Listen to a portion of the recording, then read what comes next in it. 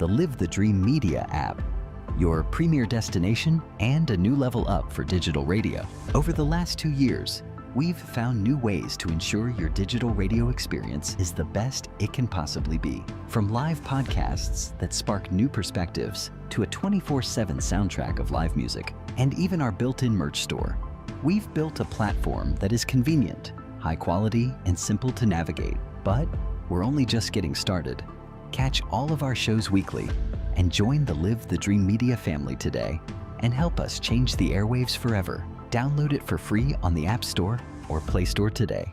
Live the dream. The dream starts now.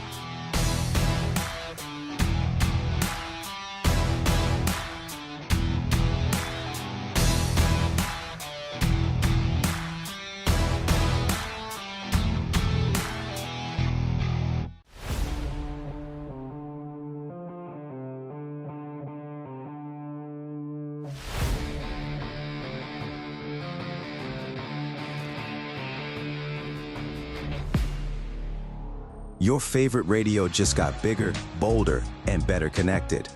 Live the Dream Media is revolutionizing how you stay tuned in. With our explosive growth in online radio and our brand new mobile app, your entertainment goes wherever you do. Stream your favorite shows, discover new hits, and connect with audiences across the digital landscape, all at your fingertips. Advertisers don't miss out. Join our expanding digital network and reach engaged listeners across platforms. Download the Live the Dream Media app today and experience radio reimagined.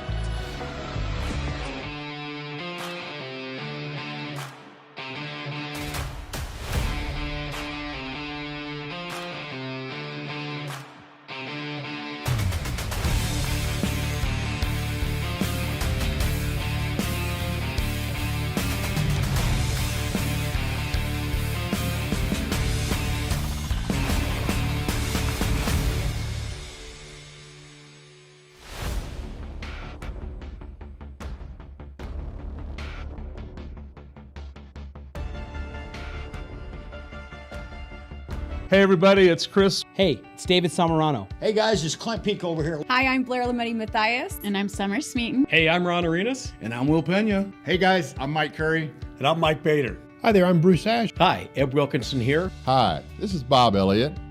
We are Live the Dream Media. Watch and listen to all of our shows Monday through Friday, only on the Live the Dream Media Network.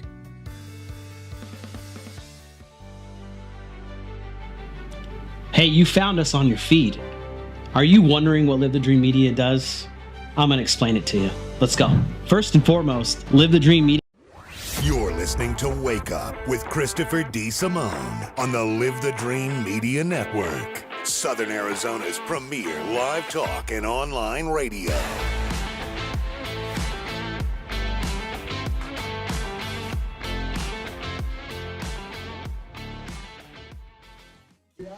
My word. We are back again. Chris and Barney is here. He's got his jacket on. We're looking like Ron Burgundy news team around here. So Barney Brether on the brother. I put Brenner Barney and weather. Brenner and brother. Barney Brenner. Very good. Barney Brenner on the weather desk today. Good morning, Wakies. Cloudy out there. Beautiful, very nice color this morning on the sunrise. Oh, beautiful. Had some pretty shades. Good morning, all you Wakies. Any hot air balloons out there today? I didn't see. I saw one last week. Yeah, we're getting out of the season. Yep. Although if it's cool enough in the morning, well, in Phoenix they go to high 80s overnight.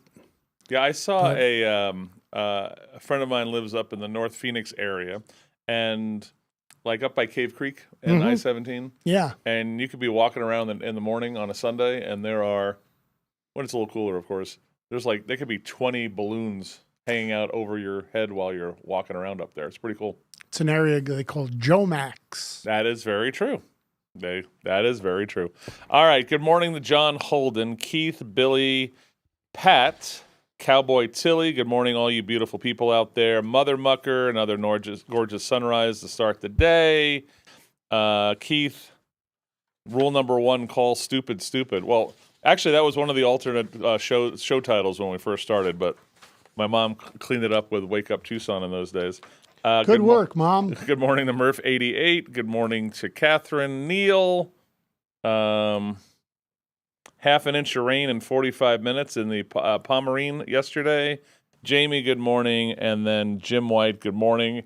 And he's the perfect transition. We'll see you tonight for the indoor barbecue, America 250, and we're doing a super terrific debate tonight at 6:00. So please join us, and then I'll try to moderate some sort of discussion afterwards how we thought everybody did. And dinner starts at 5:15. 5:15. Very good. 5:15. Give the Wakies enough time to get their plates, hobnob a little bit, and then settle in for a 6:00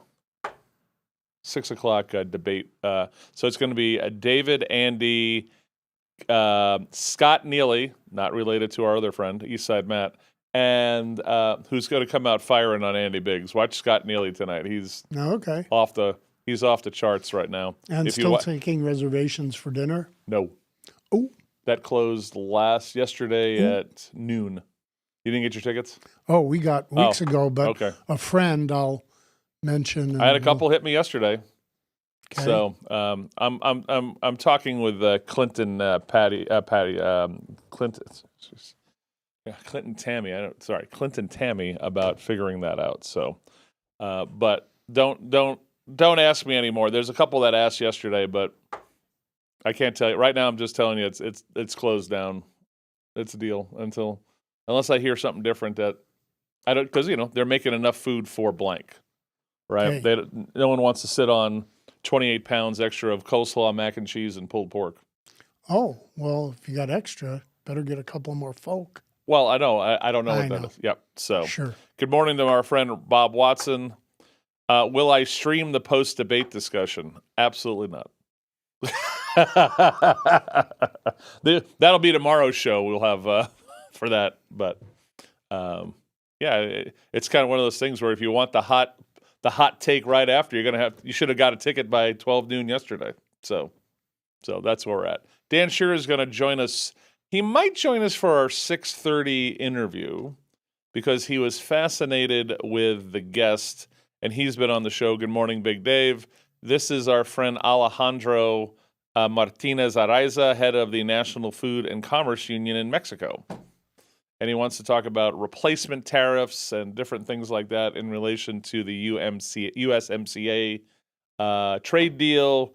He was really good the last time he came on. I really liked him. So they offered him up to me again. And I said, well, let's try a little shot at 6:30. So very good. Bruce and Ebb have a variety of Marana Town Council candidates on Inside Track as part of Big Wednesday.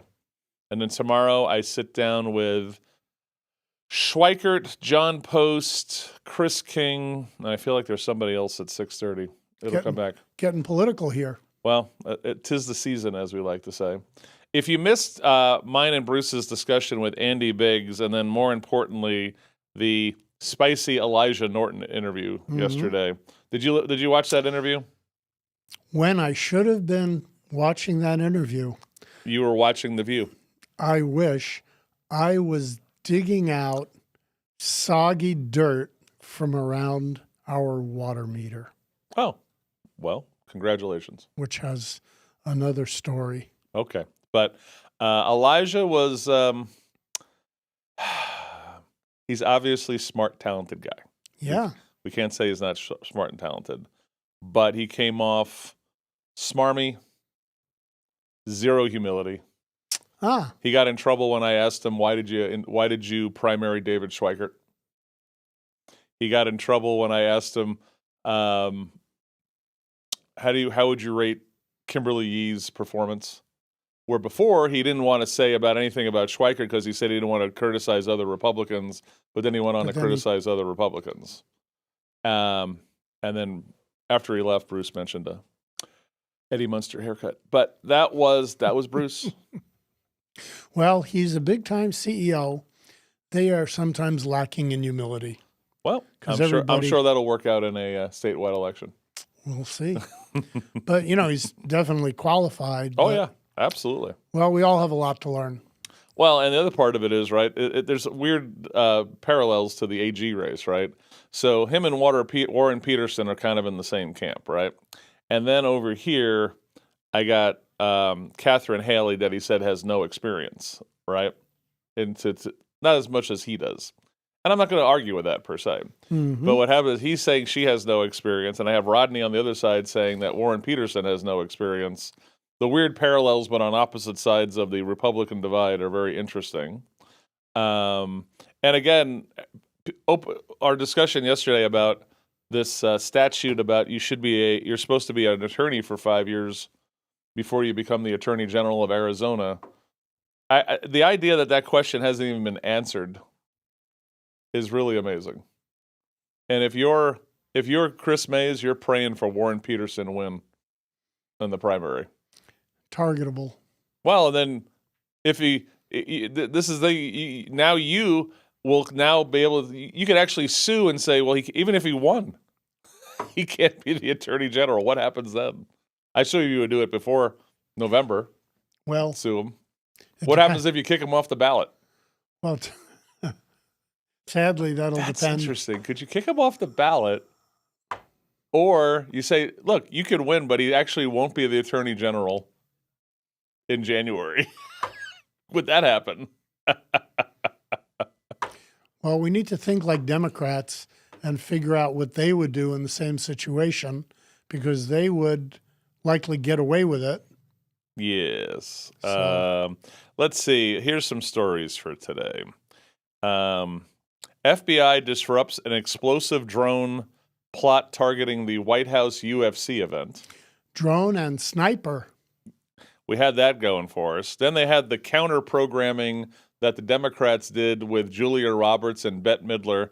I almost want to play the song that they sang together because it's the worst song you ever heard in your life. It's like if we had 30 drunk wakies and we said all of a sudden we're going to sing a song. It'd be better. It'd be a little bit. At least have a little spirit. It's got dead spirit. I'll see if I want to play it. This is my favorite one. So we know this Southern Poverty Law Center story about them funding white supremacists, neo-Nazis, and then, of course, taking donor money, probably government grants, to prop up hate groups that they can now raise money off of because they're saying they're fighting hate groups, right? But it gets better. We have a Hallmark movie angle here that just popped up that will explain. Who knew I was going to talk about SPLC, Nazis, and Hallmark romance movie all in the same breath? But it's real, and it's happening. I got to get to this Somali professor in Minnesota that was asked by a local TV station, KSTP, about the why. Why are 87% of the people on the fraud lists Somalis? Well, we just haven't acclimated to your culture list yet. That's pretty much where this goes. But we'll get there. We'll get there. I wonder what they actually get away with in Somalia. That'd be interesting to see how that culture functions. So is it okay in Somalia to take advantage of people outside of your culture and taboo to do it within your culture? That would be kind of the answer, right? And there's not the amount of money to spread around in Somalia that there is here. So different dynamics. Let me send this picture to our girl, Shay. Over to the Slack. Did that. We'll get to that story in a second. Shay, we're going to put that picture up in about a couple minutes, okay? We're going to talk about what they put in the America 250 time capsule. Okay. Including what came from Arizona. We'll see if you like it or you don't like it. Crackheads start garage fire that damages 2 cars at 25 North Stone. And what's funny about that is, let's say funny is not the word, curious, is just north of Nook there, but also where the Pima County Attorney's Office is, the fentanyl head started a fire, which you can't make this stuff up, right? I want to talk a little bit more about the Pima County Treasurer resigning. Center Square has poll dispels disaster for Republicans in midterms. We'll get to that. Noah, Big's not perfect, but a better answer than David. Big's all the way. Staying above the fray. Too bad David decided to wallow in the mud. Vote Big's all the way. That's from Noah. I like this. Elijah didn't do bad. I'm glad these candidates go to your audience, even though you're against them. I didn't even know what an Elijah Norton was until yesterday. Have you ever heard me talk bad about Elijah? I didn't even talk about Elijah Norton until yesterday, Noah. So slow your roll on. You're against them. Orrin was a big discussion about the situation. As long as the end game is for Somalia, Somalians can and will do what's necessary. That's from Mother Mucker. What else? Well, I got more stories to go here. Wow. We'll never get there. Lots as we of like tabs. To say. I do want to get to this one. Oh, let's do this one. Actually, let's bring up the picture first. I want the picture first. Let's do the picture first. So our buddy Grant Kruger is taking over the old hi-fi spot downtown to build a University of Arizona sports bar. A Block, it's called. Okay, and I like where he was going with it, but of course, there's the idea that every time I think of A Block, I think of a prison block. Jones is over on A Block, and if there's a guy who can pull this off, it's our buddy Grant. Sure. Right? He is one of the most talented restaurant guys in the state of Arizona. Or anywhere else. I will agree with that too. We love our Grant. But he's been going through hell. Nothing new for him. Right? Opening something in downtown Tucson. Just crazy. So when he did this... Remember, City of Tucson does not like him. And they do not have a level playing field. They are dragging his ass through the process. Like you would never believe. Be lovely if we could get some internal emails. Or is it all, if they're smart, they do it verbally, right? But we'll see. But so remember, he made the mistake when he made this announcement last, I don't know, August, maybe September, that he was doing this deal, right? That he was hopefully going to be open by the Final Four, which is the first week of April. So now you see where he's at right now, and it's still June. Well, he's already had crackheads break into the place before this, right? And damage stuff. And then we got these two trying to smash his security cameras during the break-in. So, Shay, can you do a zoom on those people's faces, possibly, using your magic of technology? We want to see if the Wakies can get a good view of these people's faces. There you go. So for some reason, these two are running around smashing security cameras in a somewhat empty building. So as we like to say, if you have any information about these two, and as you know, through David, we have a very strong relationship with 88 Crime, call 88 Crime. Yeah, but less of a relationship with TPD and county prosecutor's office. Well, again, TPD is amazingly understaffed. The attorney's office is a willing participant in the foolishness. But TPD is often instructed to stand down. I met a lady when I was getting my hair coiffed. I don't know if you guys noticed, my hair looks super cute today. I did my once every 6 weeks drive in the middle of Tucson, which is get my hair cut and then pick up a loaf of superseded Barrio bread from Don and a box and a bag of bagels to take home yesterday. But I ran it when I was getting my hair coiffed by the wonderful Michael over at Metropolis. There was a young lady there who was an ex-Laura Conover employee getting her hair done. And I got an earful about what a train wreck that organization is. Now, we already knew it from our good friend Sean, who is an investigator for the Pima County Attorney's Office. And you know it by their activity. Yeah. But this lady, I don't want to get into specifics because I don't want to give her a headache because Conover is a vengeful little girl. Okay. But like literally I was like this getting my haircut. I was like, wow. Wow. That, Yeah. and you knew a lot of stuff going in, it's- so. It's a train wreck over there. And Gosh. I want to get to Jessica Marlene Corrales Duarte. This is the lady that you see who has the, I'll put the picture up for Shay so you guys can. She's the DACA lady. This is the DACA lady that ICE arrested and Adelita lost her marbles on like about 7-10 days ago. And so we keep hearing about how she shouldn't be kicked out of the country and she's wonderful and all this stuff. So I just want to let you know what she is. So the problem is what she did in relation to theft was so bad, it got kicked up to a felony. So that goes to Conover. And we know she likes felonies as much as she likes wearing a Donald Trump t-shirt. Okay? That's how much she loves felonies. So she issued a release.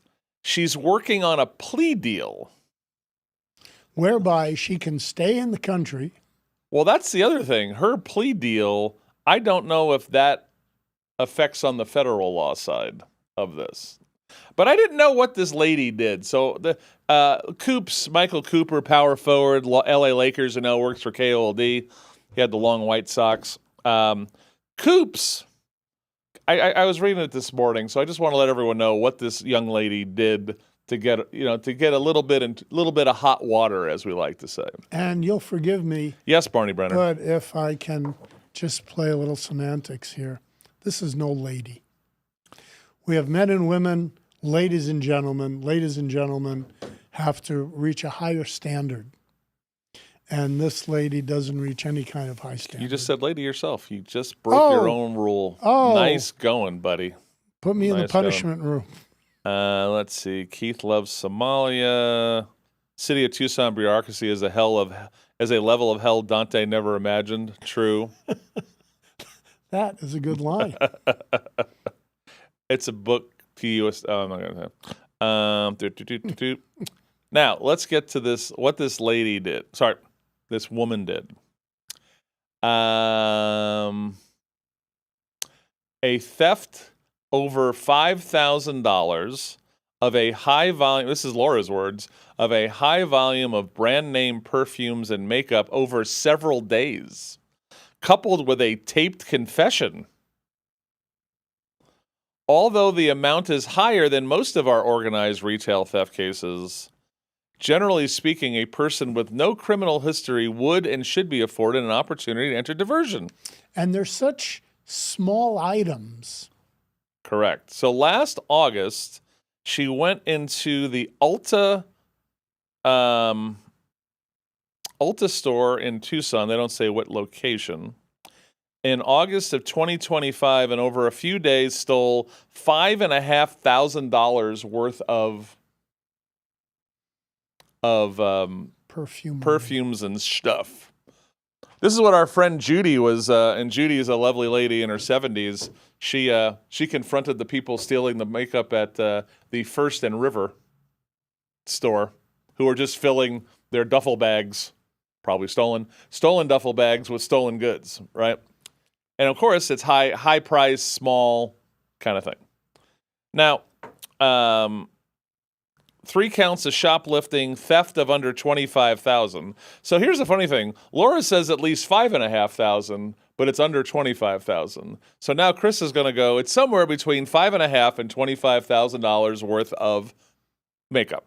And you have to wonder, how can a business possibly stay open with that kind of loss? Because you're looking at the cost of these. It's got to be at least half, $2,500, $3,000, maybe more. So your percentages, you have to sell several times that amount just to break even for this theft. Yep. So Walgreens, which was on such a huge growth curve, they hit the Tucson's theft, and all of a sudden they started closing. right? I bet the percentage of stores closed, Tucson's in the top 10 in the country, is what as a percentage of Walgreens stores closing. So what happened was we run into the Laken-Riley Act. Okay. And Laken was that beautiful young lady murdered, raped, and tortured by a Tren de Agua guy who should have been deported and never here in the first place. So it requires federal agents to detain people in the country illegally who have been arrested for certain crimes, including burglary, theft, larceny, and shoplifting. The act does not distinguish between arrests and convictions. She actually said she campaigned against the Laken-Riley Act. I know. Are you in shock that Laura Conover doesn't like the Laken-Riley Act? But here's the part. If, let's say this young woman went into Walgreens, had a fit of madness, stole 5 pieces of makeup, and then because maybe she just needed some dough and she was going to sell it, whatever. Let's say she did that, right? That's obviously stolen for resale. Right? But what I'm saying is maybe she had a moment of madness. It happens. I could have a diversion discussion about that. But when you go back multiple times and steal $5,500 to $25,000 worth of makeup, that is not a temporary fit of madness. Right? That is just being a thief. That is just being a damn thief. So she's going to fight. Her and Adelita are going to fight to keep this young woman in the country, and it's just perfect. It's a perfect national story for Tucson. Come to Tucson, rob all of these amazing small businesses and large businesses, and get away with it. And it's even easier if you're a citizen. Now, Laura wants her to pay back whatever she owes back to Walgreens over time. What's the percentage that's going to happen, and Laura's going to enforce that? You guys tell me. I think it's somewhere between 0 and 0. So that's what I think. Fair estimation. We got to go to break. Alejandro Araiza is coming up from he is the head of the National Food and Commerce Union in Mexico. And we're going to talk about replacement tariffs. We're going to talk about a whole bunch of stuff with Alejandro. So you're on the Live the Dream Media Network. Also, I want his take on if he was unimpressed with the Mexico national team. This is really a World Cup talk thing. Don't worry about that other trade stuff. You're on Live the Dream Media. This is Wake Up with Chris DeSimone. Only on the Live the Dream Media Network. Now, a word from our sponsors. Don't wait for a leak to show up before trying to find a roofer during roofing's busiest time of year. Call Blueprint Home Services today to schedule a free inspection. Blueprint Home Services offers free, fast estimates, price lock guarantees, and the longest workmanship warranty in Tucson. Again, that number is 520-525-2555. You can also book an appointment at blueprinthomeservice.com. Blueprint Home Services is licensed, bonded, insured, and trusted. AZROC number 322635. Looking for the best outdoor patio in Tucson? Look no further than St. Philip's Plaza at the southeast corner of River and Campbell, where you can sip on Tucson's finest collection of whiskey at Union Public House, brunch 7 days a week at Reforma Modern Mexican Mezcal and Tequila, and experience our newest restaurant, Proof, proudly serving house-made pasta and artisanal pizza. Enjoy live music and dine under the stars with Union, Reforma, and Proof. Join us at St. Philip's Plaza. My heat and air were in a state of disrepair. Tucson is sizzling in June, but your house doesn't have to. Most HVAC companies talk about trust. Picturox Cooling, Heating, and Plumbing puts it in writing. Every repair backed by a 5-year warranty for our Home Wellness Club members. That's not a promise, that's a guarantee. Call us at 520-492-0748 or make your appointment online at picturoxcooling.com. Picturox Cooling, Heating, and Plumbing. Welcome to Giuseppe's Ristorante Italiano, Tucson's go-to spot for fresh homemade Italian food. From cozy dinners with friends to laid-back family nights, we've got it all. Everything's made daily with top-quality ingredients, and our 2 locations make it easy to drop in or pick up. Whether you're into comfort classics or something bold, you'll feel right at home here, just like you're part of the family. 2 locations, Oracle in Rudisill and 22nd in Harrison. Preview the menu at giuseppesristorante.com. Hi, this is Sean McCluskey, co-owner and designated broker for Rincon Ventures. If you're a rental owner by choice or by accident and you're looking to hire or change property management companies, consider Rincon Ventures. We employ an aggressive web-based advertising strategy to market your rental. We thoroughly screen prospective tenants and conduct routine property inspections. Our online system gives tenants the ability to pay rent and file maintenance requests instantly over the web. Our owners can use the same system to instantly check on their properties. Call Rincon Ventures at 881-2258 or visit us on the web at rvprop.com. Our families deserve safe streets. When you call 88 Crime, you stay anonymous, but your tip could protect someone's child, someone's home, maybe even your own. One anonymous tip could stop a crime and you could get rewarded with cash. 88 Crime keeps our community safe and your identity secret. Let's stop the silence on crime and strive for a safer community. Call 88 Crime or visit 88crime.org because safety starts with you. Chris King, veteran, educator, school board, neighbor. Chris King, conservative, no apologies. Chris King, State Senate. It's more of Wake Up with Chris DeSimone on the Live the Dream Media Network. Now, back to the show. Martinez Araiza. Here we go. You're on the Live the Dream Media Network. We're going to have to get our... hold on, I got to shut off my music here, too. So, yes, I was listening to Yes in the background. Sorry, everybody. Sorry.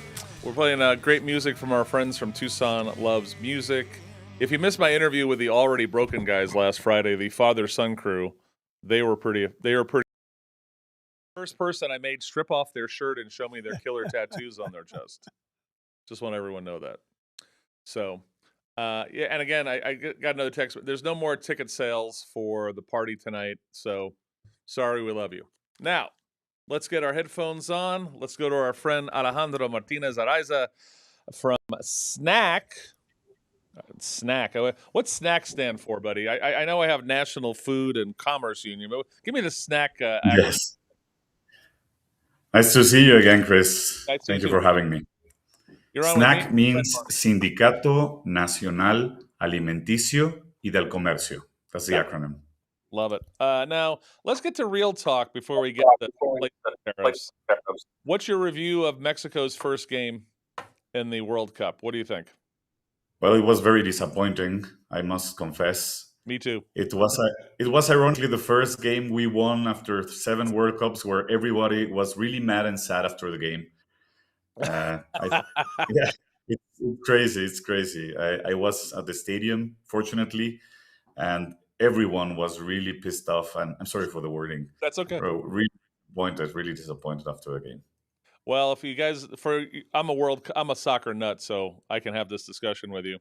But for the audience who's like, oh my God, the World Cup. So the other team got 2 red cards. Okay. Mexico got it. I mean, I couldn't believe there was 3 red cards in the opening game. That was just wild. But to only beat those guys by 2, and you got that one at the end. So again, it's the first game. The second game is where the rubber meets the road. We'll see if Mexico can come back, and we'll see if the United States are real. Because Paraguay is pretty weak, but we'll see how it goes. The attitude was right. I think everybody was really surprised and impressed what America did, the America team. Yep. They had the energy, they had the power, they just wanted to score and have fun. And that's something as a watcher, you enjoy that a lot, even if you're not American. Mexico was screwing around with the ball outside of the 18 box way too much. Yeah, with 9 in front, right? With 9 players in front of you. Correct. And so you guys play 6:00 tomorrow against South Korea. Yeah, that's going to be a tough. This is your game. This is your World Cup is tomorrow. Yeah, exactly. If we win, then we have a chance to go to the semifinals, as I told you last time. But South Korea looked great in their opening. So they're fast. They're energetic too. But I think Mexico is going to grow bigger. I think they showed against Belgium, against Portugal in the preseason that if we have better teams against us, we grow bigger. Is you play down or up to the level of the team you're playing? Is that what you're telling me? We hope that theory is right. Well, good luck to the Mexican national team. It's good. It's good for the whole World Cup experience if they move forward to the knockout stage. So I'm pulling for you guys. Thank you. So let's get to the semi-real stuff after World Cup. We'll talk about trades. So last time we talked about this review of the USMCA. Yes. That's coming up. What's the date of that? When does that officially start? Well, actually, the second round is right now in Okay. DC. Yesterday and today, I think they're meeting the USTR with the Mexican representatives, and it's going to be tough. And they're already speaking about bilateral commitments, not a trilateral commitments, and maybe a renewal with a yearly review basis, which is going to bring some uncertainty to the market for sure. So, we're in Tucson, so we're only 45 minutes north of the Nogales border. And of course, there's an amazing amount of produce that comes through the border. And then you do have some of the maquiladores with power equipment for yards, garage door openers are two of the big ones that come to the Nogales port. So what do you want to see in the relation to get better between the U.S. and Mexico in a different, maybe a modified version of USMCA? Regarding the maquiladores, I think it's very clear that we need more teeth, budget, and enforcement in the labor standards. Nobody likes to have slaves on the other side of your border because you know that slavery and cheap labor is the perfect soup for cartel activity, for forced migration, for trafficking women, men, and children. And Sonora, especially your neighbor, has a lot of these problems. I have read that the governor is now been under scrutiny from the DOJ and from the Southern District from New York because of this security issues. So I think the labor standards is one of the root causes of much of the problems we're facing on your border. And the new USMCA has to give the labor attaches and the Mexican government more capabilities to make sure that the labor standards are enforced. So in relation to so we can't find the Canadians yet? Is that what you're saying? The Canadians haven't showed up for?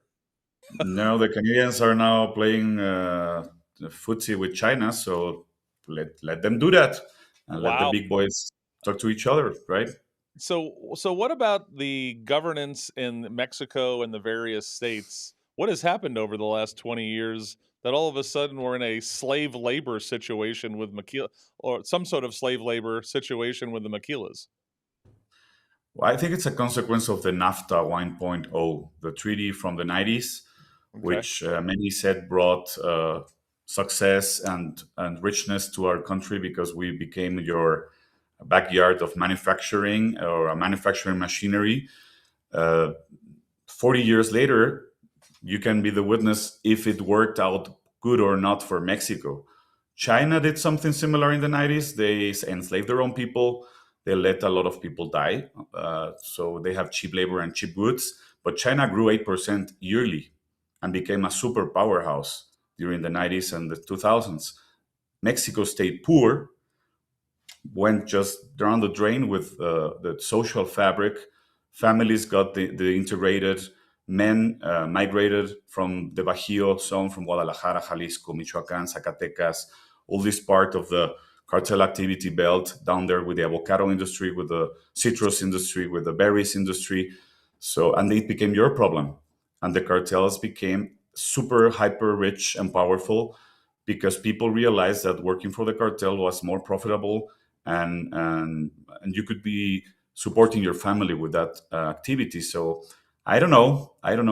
Time will tell, but I don't think we can say Mexico profit a lot and we're the best nation after NAFTA. President Trump said NAFTA was a horrible deal. He drafted the USMCA 1.0 in his first term. And now I think he's going to tweak and polish a lot of the things that are not working properly because, as you saw, the last 4 years of Biden administration, even with the USMCA on the table, everything just got worse. People didn't get better. How did it get worse? Because here's a guy who opened the borders to everyone on the planet, and he said he was the friendly one. He's great to immigrants, and he's a much better friend to Mexico than Donald Trump ever was. And of course, Donald Trump hates Mexico and all that jazz that they would say. So explain that to me, Alejandro, because my brain hurts. It's very much like at your own home, Chris. You wouldn't be opening your doors to strangers. Maybe one time you will help someone and feed that person, but you wouldn't allow just 10 people to come into your home and sleep at your couch and on your bed and steal your food. And maybe one of them, a couple of them work for you for cheap labor and do your garden and your toilets. But at the end of the day, that's something no rational human being does. You can see that on the demonstrations of the left. When they interview the people like, okay, you're for open borders. Yes, of course. You are for illegal migration. Yes, of course. Okay, so here's a form you can fill out so we can send you a couple of them to your home. What do you think about that? Yeah, well, I don't have enough space. My husband, I don't know. I have to talk to him. Nobody wants to take them in. If I can make a quick mention here, this is reminiscent of Martha's Vineyard. And as soon exactly. Exactly. The Obamas didn't want them there like 15 minutes, right? As in your own backyard, you do an about face and, hey, let's deport all these people. Exactly. That's a perfect example of the hypocrisy behind open borders. It just brought chaos into Mexico because your migration problem became our migration problem. Many Central Americans, South Americans are still here. They are doing the cheap labor, the slave labor. They are cheapening our wages artificially because, of course, the agricultural industry is hiring them to crop the fields for half the money. And it's already very cheap labor in Mexico. Imagine doing that for half the money or just for them to live on the field with some water, some rice, and a bed full of fleas. It's very, very complicated for us right now after 4 years of Biden open borders policy. I think it was more a political decision because you needed the cheap labor, you needed the people paying into the pension system maybe for the future, but especially because they needed voters for the future because they're losing the black vote and the Hispanic vote as we speak. You nailed it. Let me mention something here. You nailed it there because we've seen with the Los Angeles mayor's race, and there was James O'Keefe did a great video expose where these are just, we have warm bodies in the country. They sign them up and get votes from them on the spot. After Election Day, when we see how many votes we need for a certain candidate, and they didn't even in this case do it for the winning candidate, but they needed to knock Spencer Platt off the ballot. So we had, 20-some thousand late votes, virtually none go to Karen Bass, who's already at the top of the field, but just enough votes come in to get Spencer Platt in third place. So we see the strategy exactly in action. And well, it's all over again like a banana country election happening in California. I've been watching that and reminding myself of Mexico in the 70s or 80s, where you were buying votes, where you were bringing the homeless, letting the dead and the dogs vote with their gym cards. It's really worrying what's happening in California because it shows the decay of the utopia and how far is the Democratic Party willing to go to steal elections from the people. Because Karen Bass probably would just have lost without the illegal migrants voting, without the dogs voting, and the homeless voting for her. Or at least Pratt would have a chance to go to the final round, right? And not the other congresswoman from the radical left. So it's very ironically to watch this happening from Mexico in America right now. So I want you to do a performance evaluation rating, 10 being excellent and 1 being not so good, on Claudia Sheinbaum. Give me the review on Claudia. It depends on the subject. Economically speaking, on the ground. So I would say I would say we're at 5 or a 6, economically speaking. We have been downgraded also by Moody's and other raters, and that's bad for the country because the debt is going higher and the interest rates too. On security, she has been more cooperative than the last president. Still, I think she's not moving fast enough. I would give her a 6 or a 7 because we're delivering drug lords. We're capturing drug lords every day. On the news, you see someone is being captured somewhere in Mexico, but the big names are still being kept here. The big politicians are still being negotiated or safeguarded, and I think that brings her back to 6. I think it's going to happen at some point because many of those people are going to be indicted in the Southern District of New York. As you know, the Chapos and the Mayos are there singing the songs of who were helping them and who they were sponsoring. On the health issues, I would say she failed. I would say the health system is a 3 or a 2. 50 million Mexicans don't have a health system running for them. They have to spend 60% of their income on health services, private health services, even the working class. On the labor front, I would say 4, although that has been some better wages the last 6 years because of the pressure of the USMCA. Actually, the minimum wage has gone up like 150%. We're still paying a day what you're paying almost an hour for many jobs. So Mexican families cannot survive with this. So I would also say she's failing over there. And the World Cup has been very chaotic.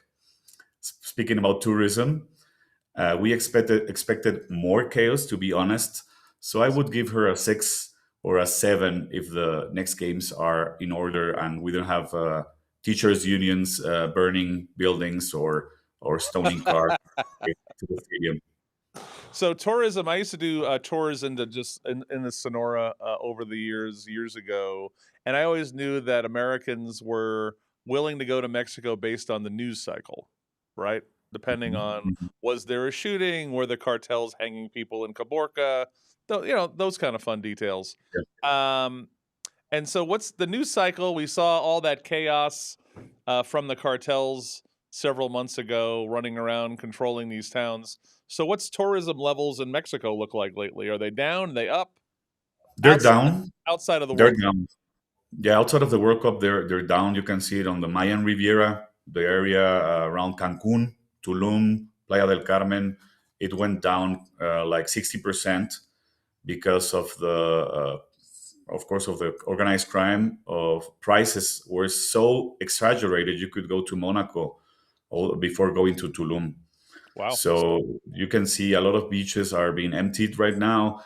You have the problem with the weed from Brazil, all the weed coming through the ocean and just flooding our beaches with stinky yellow weed from the Brazilian chemical factories, pesticide factories. That has been also an issue for us.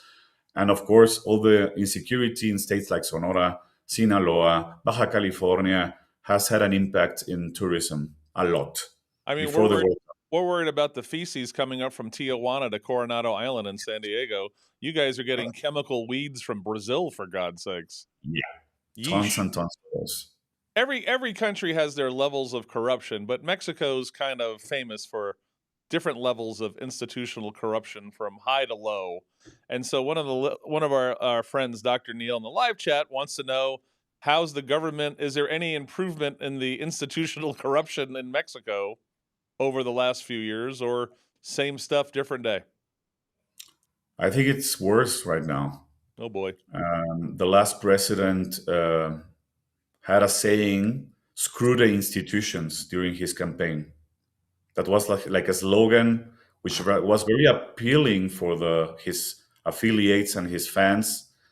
And he did it.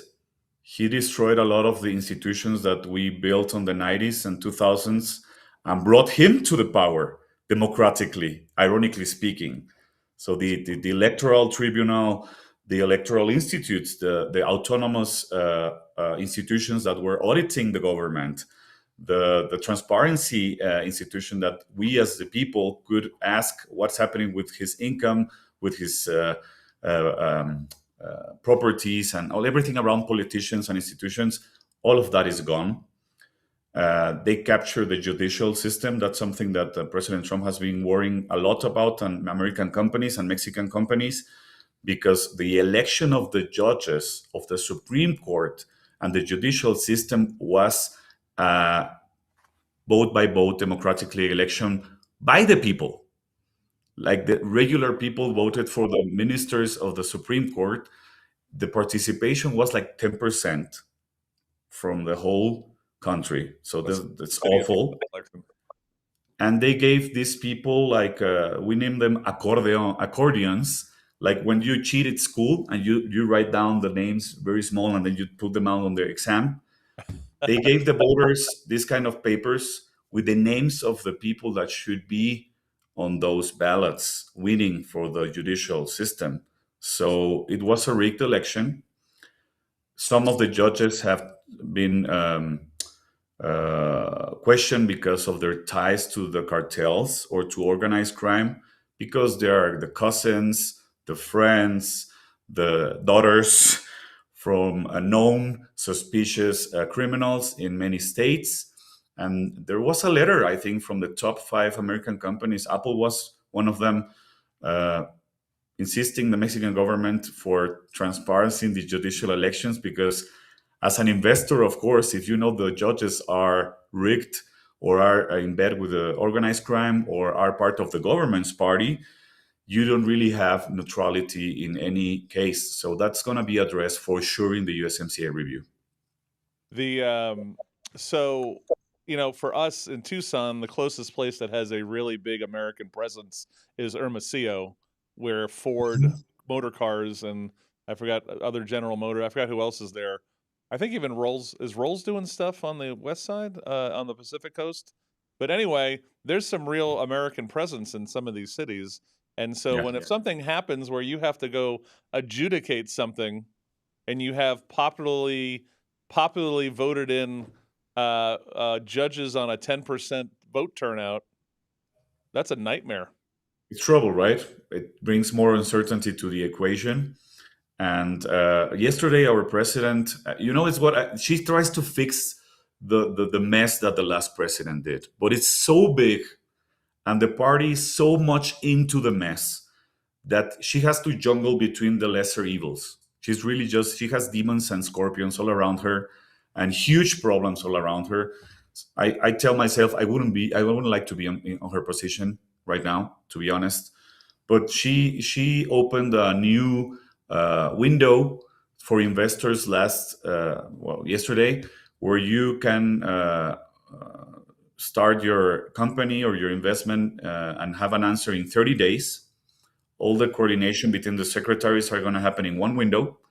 So you will be able online to put your project up, and you would have an answer from the government in less than 30 days if your project is approved or not. She wants to incentivize investment. She wants to give investors certainty that they can invest in Mexico, and it's going to be quick and it's going to be digitalized, so it's less corrupted, and that the government has your back. Let's see if it works out for her. Well, again, but with security concerns, judicial concerns, that's nice. It's a nice process. I understand what she's trying to do, but I mean, it's like ignoring the two things behind you that are on fire. And it's a Band-Aid. We've got a local restaurateur who 9 months into the process still has a bare bones, empty facility in a place that used to be a restaurant here in Tucson. Yeah, it's a restaurant bar turning into a restaurant bar. And they're just, trust me, the city of Tucson and Mexico processing of these things are very similar. Well, Mexico in this instance has Tucson beat hands down. Well, we'll see how it all plays out, Barney. We'll see how Sonora is going to be on the news a lot in the next upcoming months because of the governor's troubles. I guess the other part of it is, right, so there's a cultural thing here, right, that allows this to happen. What is going on? Because in America, we always talk about faith, family, and schools. If we're not strengthening faith, family, schools, it doesn't matter what our politicians will do. We'll just keep doing that. So what's going on in Mexico in the faith, family, schools world that gives you hope of changing the culture of Mexico? Oh, well, in the Christian part of the conversation, what's giving me hope is to see the uprise of Christianity again in America. I think we say that when America gets a cold, Mexico gets pneumonia or COVID, right? Yep. So watching you guys going back to the church, watching you guys fighting against the children trafficking, speaking about God in the cabinet meetings, in the big speeches for the vice president and the secretary of state and the secretary of war, that's gonna come to us slowly. I hope as a pneumonia too, because Arizona and Mexico, we share civilization. You know, we were both built with people of faith. We're both rooted in the conviction that human dignity comes from God and not from the state. I think your listeners pray as our do, and we baptize our children, and we have the Virgin of Guadalupe and Jesus Christ in our wallets. And I'm hoping that what we're watching right now is one of the last kicks of evil and of a spiritual war that it's already here. And I think Mexico is going to be one of the big places where this spiritual war is going to thrive. You know, you're going to see a lot of fighting happening. You're going to see a lot of people going back to God. You're going to see a lot of families reuniting from illegal migration back to their country, from fatherless homes. And a lot of children will be back in Mexico because we have sold more than 300,000 to the cartels in America too, children trafficking. And I think this all is part of the big plan of the Lord.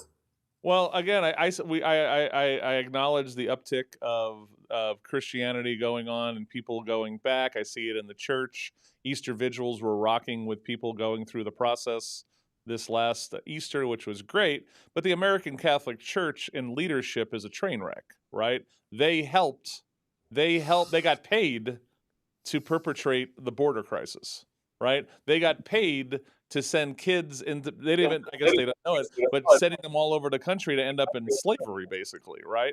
So where's the Catholic Church in America if I got people who are literally being field slaves in Mexico? Where's the bishops and cardinals of Mexico going, hey, that's a bad thing?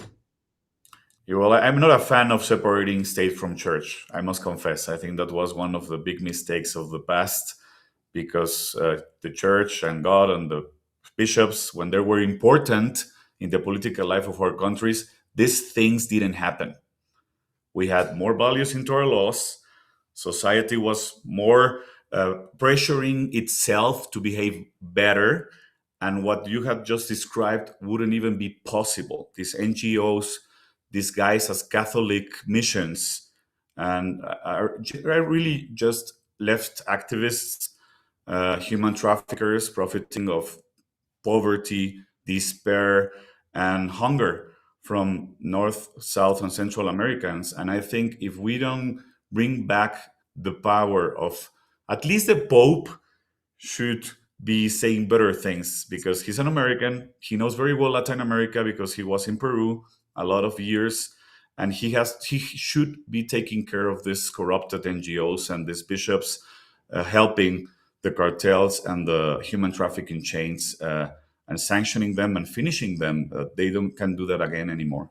Well, I see that the new Pope better than Francis? I think so, but he's a leftist from Chicago. Let's everyone forget this. He's a leftist from Chicago. So I don't have much hope for Leo, but I pray to God that he surprises me, Alejandro. I pray to God. Well, we're getting better, from Francis to Leo. Maybe the next one is going to be even at least center conservative traditional. I don't know. We went from World Cup and we're going to finish with religion, right? What I want is a Pope that is interested in making a priority of bringing people's souls closer to God. All right? Because what they're doing is they're acting like ecclesiastical municipal leaders. That's not your main goal, children. Your main goal is to preach the resurrection of Christ to save men's soul, and they forgot that a long time ago. So, yeah, Barney, our Jewish friend has a comment here. I want to give you some insight into the so-called separation of church and state here, and it was doctrine that was erroneously thrown into government in the 1940s with a terribly flawed Supreme Court decision. Originally, the phrase was wall of separation, and it was to prevent government from encroaching on the church, but never meant for religious values of the people not to influence government. And it was turned on its head by perhaps the worst Supreme Court justice in history, a guy by the name of Hugo Black, in a flawed decision where he took a letter that Thomas Jefferson had written and turned it on its head and made the protection to be against government being influenced by religious values when it was originally supposed to be the opposite. Well said, Barney. Well, now you see the consequences 1 century afterwards. It's really, really terrible what has happened with both our countries. I think our founding fathers knew their deal. I'm a huge fan of Thomas Jefferson. Every time I'm in D.C., I go to the monument. I read again what he was writing in his 20s. It's crazy. These people, we were so enlightened, so close to God, and we have the consequences of drifting away from God. So it's time to get back with the help of you guys, of us Mexicans, and of the church, hopefully, going back to their job. Amen to that. Amen. Two more comments. One's from Big Dave, says, Amen, Alejandro. And then Dr. Neal, the nationalization of foreign investment, the Pemex is a strong disincentive for more foreign investment. Yeah, it's a barrel without a bottom. We have to fix that. You're the man, Alejandro. Good luck to Mexico tomorrow night. I think they got a real battle ahead for them tomorrow night. We will win.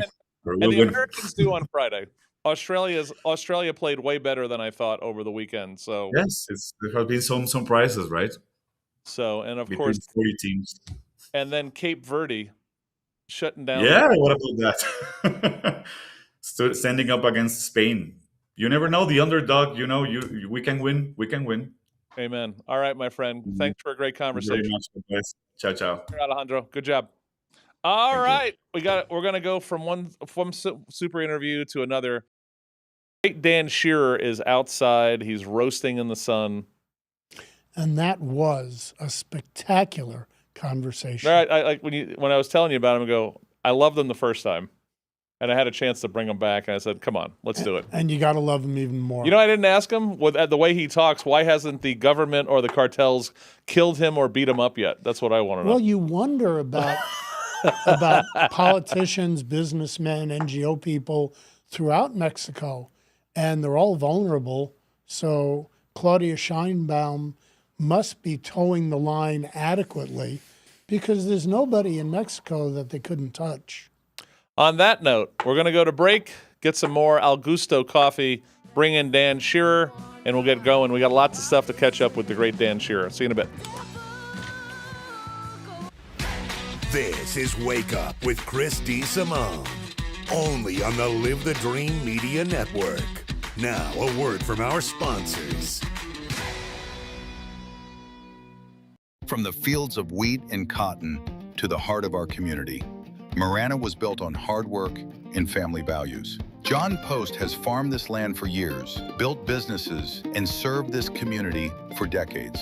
As mayor, John will fight for sustainable growth that respects our roots, keep neighborhoods safe, and make sure Marana remains the best place in Arizona to raise a family. John Post, farmer, father, and neighbor. Hi, I'm Jackie Craig. I'm running as a write-in candidate for the Town of Marana Town Council. The way that these three candidates worked with a PAC out of California, Worker Power, and they derailed the downtown development project to develop downtown Marana into a real downtown. We can't have people who have such a misunderstanding of what Marana needs winning the council race. Fill in the little circle, write my name, Jackie Craig, for the Town of Marana Town Council. For over 36 years, John Officer has lived, worked, and served right here in Marana. As an Arizona native and your town councilman, John brings a lifetime of local experience to the big decisions shaping our future. From coaching Eagle Scouts to his decades of work in water maintenance, John is the boots-on-the-ground leader we need. He listens to our residents and stands firmly behind our Marana police and fire departments to keep our community safe. John Officer is dedicated to protecting our resources and preserving the independent soul of our town. Vote John Officer for Marana Town Council.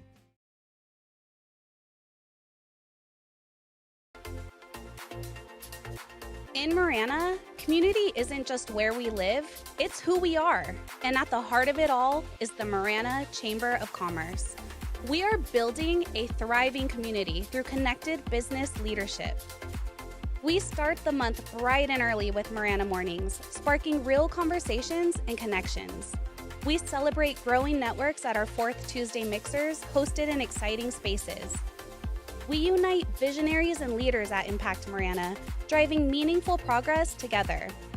We look ahead with Marana Insights, hearing directly from regional voices about what's next for our town. And we serve, through the passion of our board of directors and ambassadors, creating a culture of belonging through service and leadership. Because of our members, we're not just doing more, we're becoming more. Together, we're shaping the future of Marana. We are the Marana Chamber of Commerce. Welcome to Giuseppe's Ristorante Italiano, Tucson's go-to spot for fresh homemade Italian food. From cozy dinners with friends to laid-back family nights, we've got it all. Everything's made daily with top-quality ingredients, and our 2 locations make it easy to drop in or pick up. Whether you're into comfort classics or something bold, you'll feel right at home here, just like you're part of the family. 2 locations, Oracle in Rudisill and 22nd in Harrison. Preview the menu at giuseppesristorante.com.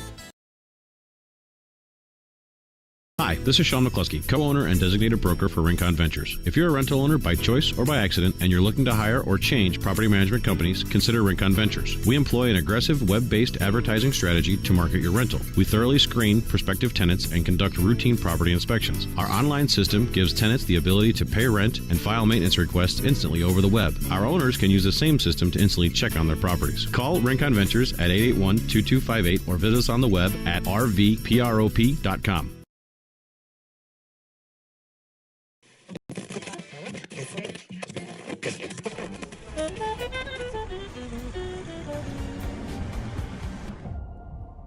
For over a century, radio has changed and impacted the lives of everyone, becoming one of the major foundations of communication, keeping us up to date in news and broadcasting, and providing daily music that we love.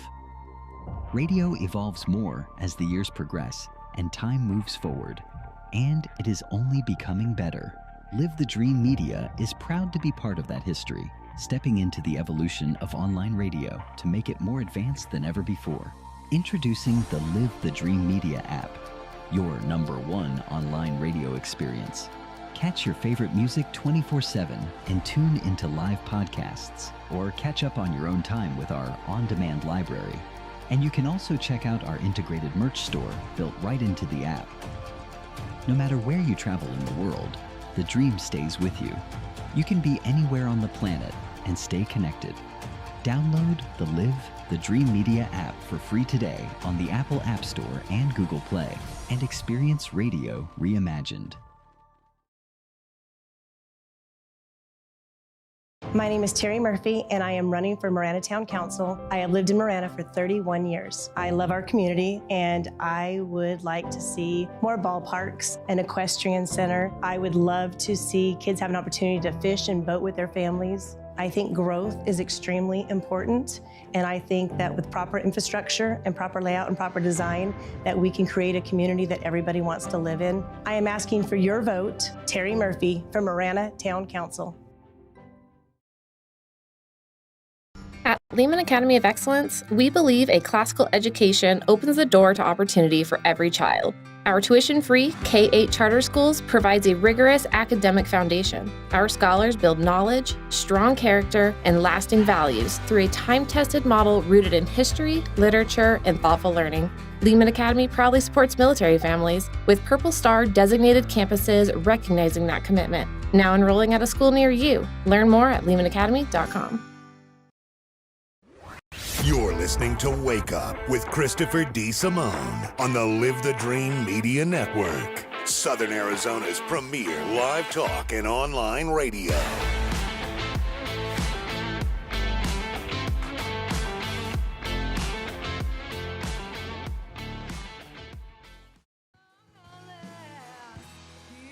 This is Christopher DeSimone, And we had a wonderful interview with Alejandro Araiza and Dr. Neal. What a great discussion. Thanks to all of you for doing that. Of course, Billy Beard, do we need to get our Spicy Dan bingo cards today in preparations for Daniel Shearer joining us? Hello, sir. You just might. Oh. In a mood. What makes that different? Shut up, Barney. I would have said, we go, right out of the gate. Well said. What I was gonna go more scientific. What are the conditions that makes Dan extra spicy? No, it was. I drove to Nogales last week four times, and I thought that's going to be my life real soon, is going down there. But it's a beautiful drive. I enjoy it, but it's a lot of driving, man.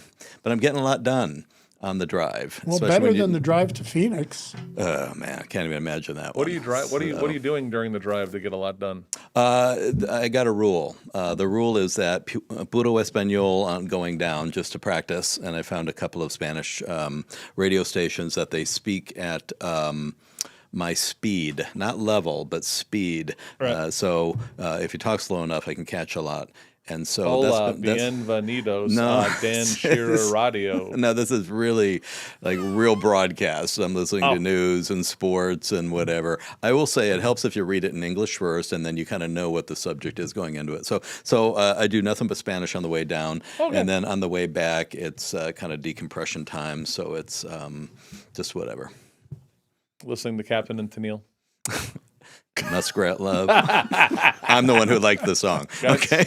That was closer than I thought with that. I love that.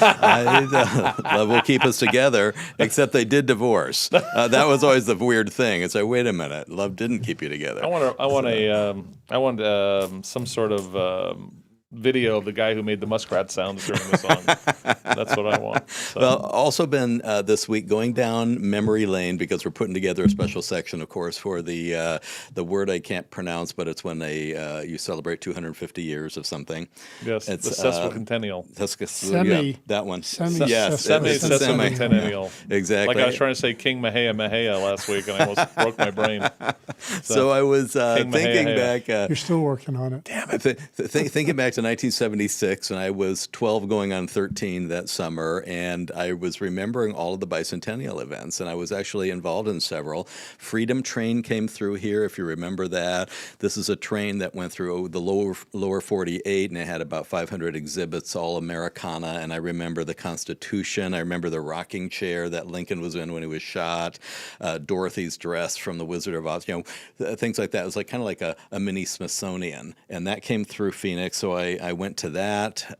We had a little parade in our community, Mesa. It was a lot smaller back then, and I won't get into the float we made, me and a bunch of seventh graders. Then also, if you remember, I walked out the door one Saturday morning, and there were a couple of girls from the neighborhood painting the fire hydrant, and that was a big deal back then, and it was pretty much kind of a loosely organized, not really, effort, and communities all across the nation kind of took that up, and so our fire plug got painted, and there actually is a lot of that going on this year, and it's a little more organized, and so I haven't seen any around our place, but that's going on too. So there was just all these little events going on throughout that year, and I just remember it really well. In Tucson, the crackheads are pulling the fire hydrants out, and they're calling it geysers of freedom. Now there must be copper wire in there somewhere. It is metal. It's got to be something. Can't we sell these fire hydrants or something? Aren't they mine? Yeesh. Yeah, exactly. So Shay's going to put it up, and you got me thinking about Freedom Train from our last discussion. Sure. And so I found an old ad announcing the Freedom Train. Shay's going to put it up in a second. And it actually shows the route. Oh, good. Because there were 2 Freedom Trains. Yes. Right. And, there was a Freedom Train back in the 40s, actually, believe it or not, that went around post-World War II. And then in the United States, I know that there were 3 engines that pulled one train, but I don't know if there were 2 trains. So from this ad, Shay, if you can make it as big as possible for us blind people that we can see, There's the two routes that they show, the red and the Right. blue one kind of going south and one kind of going north. And so Lawrence, our friend Lawrence, I saw him over the weekend, and he said that he actually did the Freedom Train. And remember just seeing Sure. I'm sure it was the copy of the Declaration of Independence and things like that. And it said a 25-car steam-powered train is condensing 200 years of American experience and achievement into a series of dramatic tableau. Tableau. Oh. A tableau. Oh, They I love- understood that word 50 years ago. Oh. Yeah. A friend of mine who's a municipal attorney said he used the word "ort," which is a biblical word for morsel of food, yesterday. It came up in a Boggle game years ago. It comes up in crossword puzzles frequently. Yes. So we had a friend of ours, Pete, that he would come up. He had a good vocabulary, but sometimes it sounded like bull crap. And he puts "ort," and we're like, "That's crap." And he goes, "Morsel of food, biblical baby." There you go. Now, I want to go out on a limb here because I think the blue route was done in 75 and the red route was done in 76. This whole train was on the tracks for 21 months. But I could be wrong in that because I didn't see a legend on there. But I'm looking. I'm kind of like. Yeah. No, you're right. Blue is 75. Red is 76. Okay, good. Just right under Arizona in the blue area, it shows. And I knew that because we were early in '76, and we were among the first the first stops in 1976. And so that it was a big deal, and I still remember it. And I remember in parts of it, you would have a moving sidewalk because they didn't want people to get jammed up there.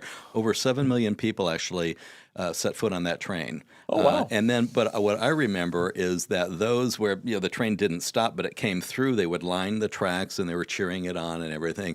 And maybe it's just the years have blunted my memory or something on a lot of the awful stuff going on at the time. But there was this sense of patriotism. It was absolutely nonpartisan, and it was a lot of fun.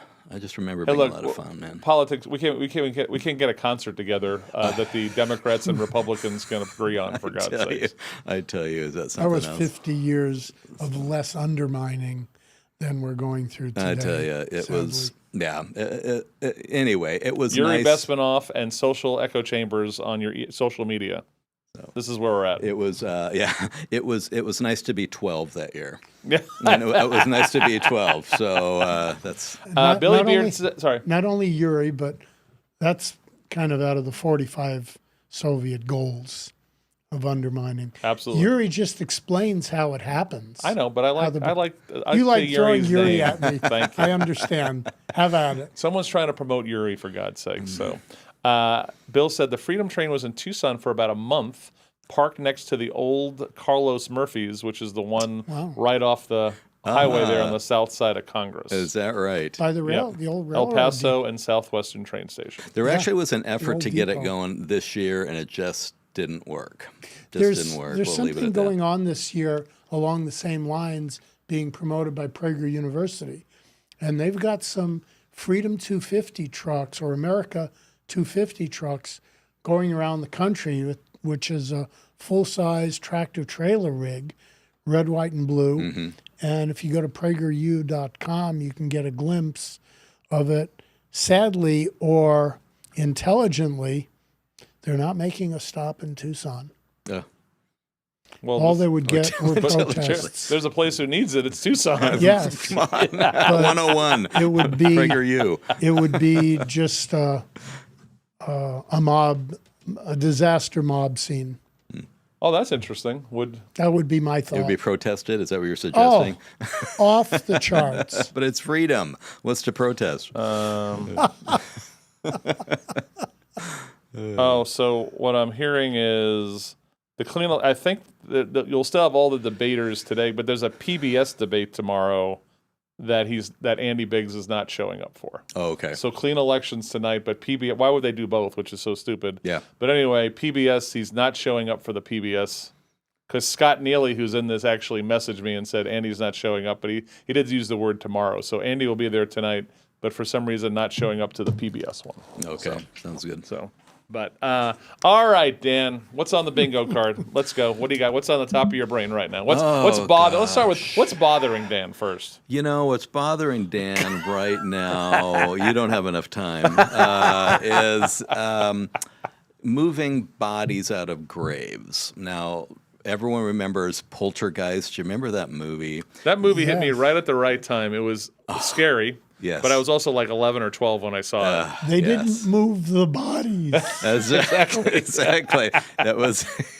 You're freaking me out, Barney. I'm surprised you were able to pull that one I out. haven't had that thought in mind for 40 years at least. Yeah, so this developer builds a housing tract in California on top of a graveyard, and indeed the bodies had not been removed, and they started coming through the floor and this and that and whatever. So anyway, we have a similar situation that's a little bit of a unfair setup out in Quail Creek, which is in Sahuarita, down real near Green Valley, and we have a man who was buried in 1912, and he was buried on a 9-by-15 plot of land that, starting at that point, was kind of carved out as a little separate entity, and anybody who bought the property around it going forward had to understand that while you own it, you can't do anything with it because it is this man's burial site. So the land changed hands a few times,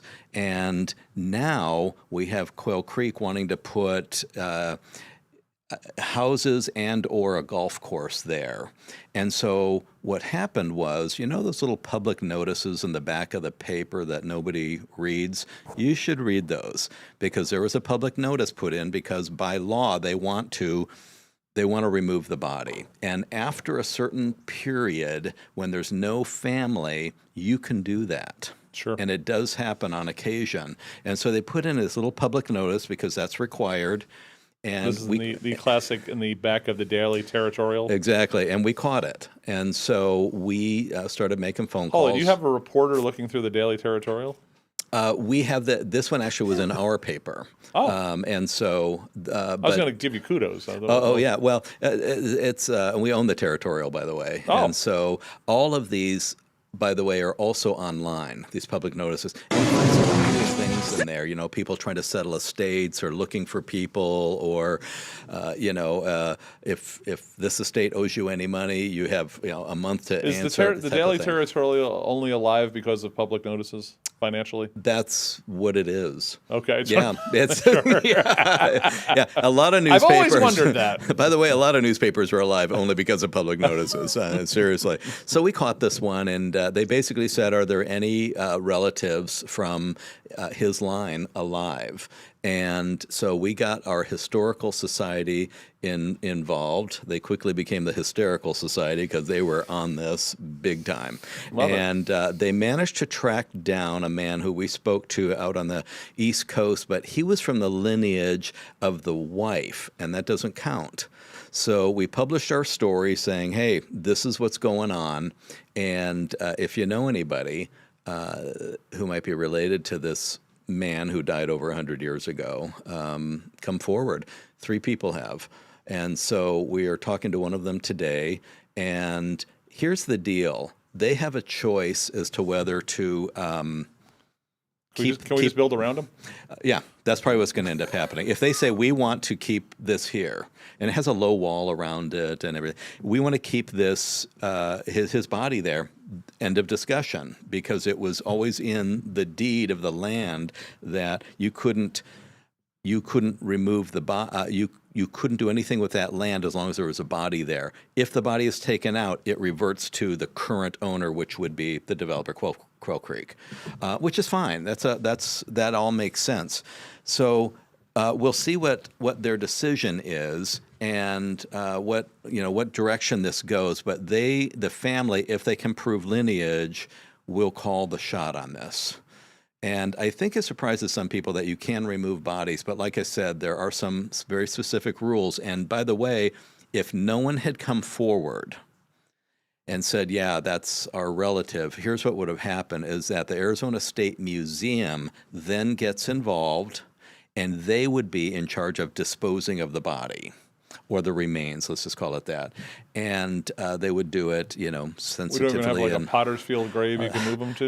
I don't know what happens exactly with that, but they are tasked with doing that. So if you Okay. have some land and there's a body there and no one claims it, and let's face it, Chris, after a generation, definitely after 2 generations, people aren't visiting the graveyard much anymore because you really don't know those people. And there are a lot of forgotten grave sites and cemeteries around. Let me put my pessimism cap on for that. Yeah, there you go.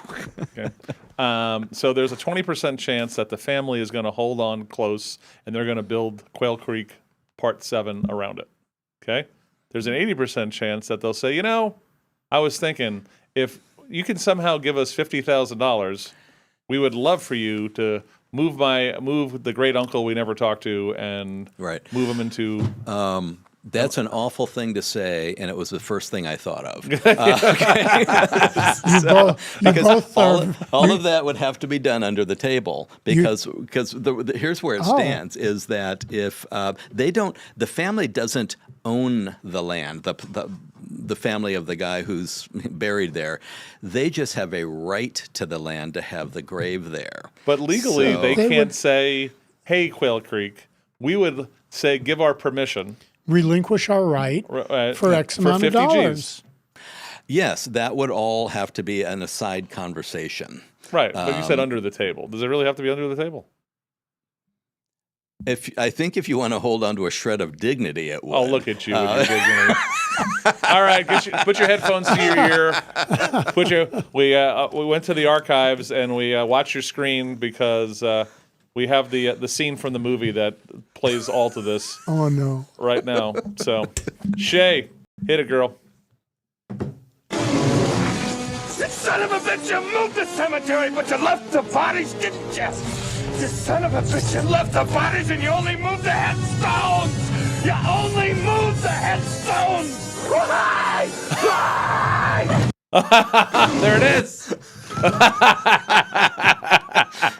Barney, you're officially a freak for remembering that. But that was I kind of didn't have the exact quote. That was the line of the movie, though, wasn't it? Yeah. I mean, good It would have grief. been a better line if they had said, "You didn't move the bodies." I know, but it's like Soylent Green is people. I mean, Yes. this is the moment. So What's funny is for me watching that movie. So that's Craig T. Nelson, of course, Yes. is the dad, right?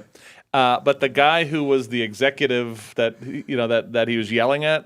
The only reason I knew that guy, he used to do supermarket commercials in New York. I forgot. I got to remember which one it was. He's like, and you can get canned tomatoes for 49 cents a pound. I'm like, why is that guy yelling at the dude from the supermarket commercial? Yeah, because you were 12 and you didn't understand. I don't think it was Waldbaum's, but it was something. So, oh man. Hey, what do you think? We were talking earlier in the show about the this DACA woman, female. Who we now know that she ripped off somewhere between $5,000 and $25,000 multiple times on video. This is like the lobster guy, Chris Nanos' lobster guy, right? And she has a videoed confession that she did it. Right. And Laura's like, how does she not get diversion, right? And to me, she did it multiple times. This wasn't just an act of brief madness. This was almost organized theft. Yeah. And that's what they call it. And so, but you dropped something into that conversation way late that made me think, okay, I think I would have to just review this whole file, which is always the best thing to do. Yes. And that's when you said, Laura said, well, of course, we're going to ask that she pay it back. Now, your percentage of the chance of her paying it back were between 0 and 0, as I recall. Yes, sir. That was the official math calculated by Chris DeSimone. And I think it was a little high. But the fact is, all she can do is ask that be done. But you'd have to kind of look at the whole case and see this. But I get it. Here's the frustration: is that someone is in our country and not legally, and she's ripping us off. And Barney had a good point of how does a business survive that kind of loss, consistently and persistently. And then I think the Walgreens thing came into it. And I would love to know the answer to that question you asked, is what percentage of the Walgreens closures are in this area or are in areas that have high, propensities for theft. And I bet I bet you Tucson. might be right. Yeah, I bet you might be right. But we have seen this when I was at the Arizona Republic. We'd seen it in South Phoenix at the time, and we would see it in other areas where there was just this high amount of theft. They would have to hire a security guard, which of course they, don't really have any teeth, and try to protect the assets. I have mentioned it on your show before that when I was working in our Mesa bureau at the Republic, we did a story once and found out that the Mesa police were spending the equivalent of one full-time employee on one Walmart, at the thefts at one Walmart. There were so many shoplifting calls, they were constantly there. And so we looked at a whole, couple of years of records and found out, wow, this is the time they spent there was the equivalent of one full-time officer. As a result of that, Walmart finally agreed to undergo an assessment where somebody would go through and say, here's how you can staunch some of the bleeding. And for instance, don't put the $100 iPods right near the door. People grab them and they run. Little things like that, and it actually did help.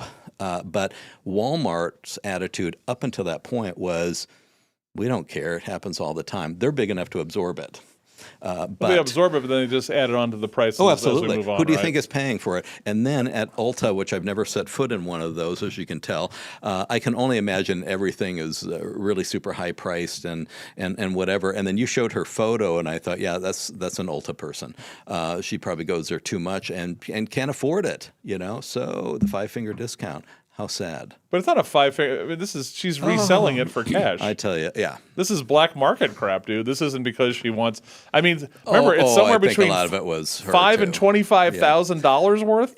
That's the resell, dude. I know. Well, multiple days. She didn't run out between those days. She was, she was pretty active, and who knows what she was doing with it, but besides reselling it. But yeah, again, is this the kind of person that our immigration system was designed to support? And of course not, is the answer. DBC said in 76, Greyhound had a bus pass for unlimited travel in the U.S. for $76. Oh.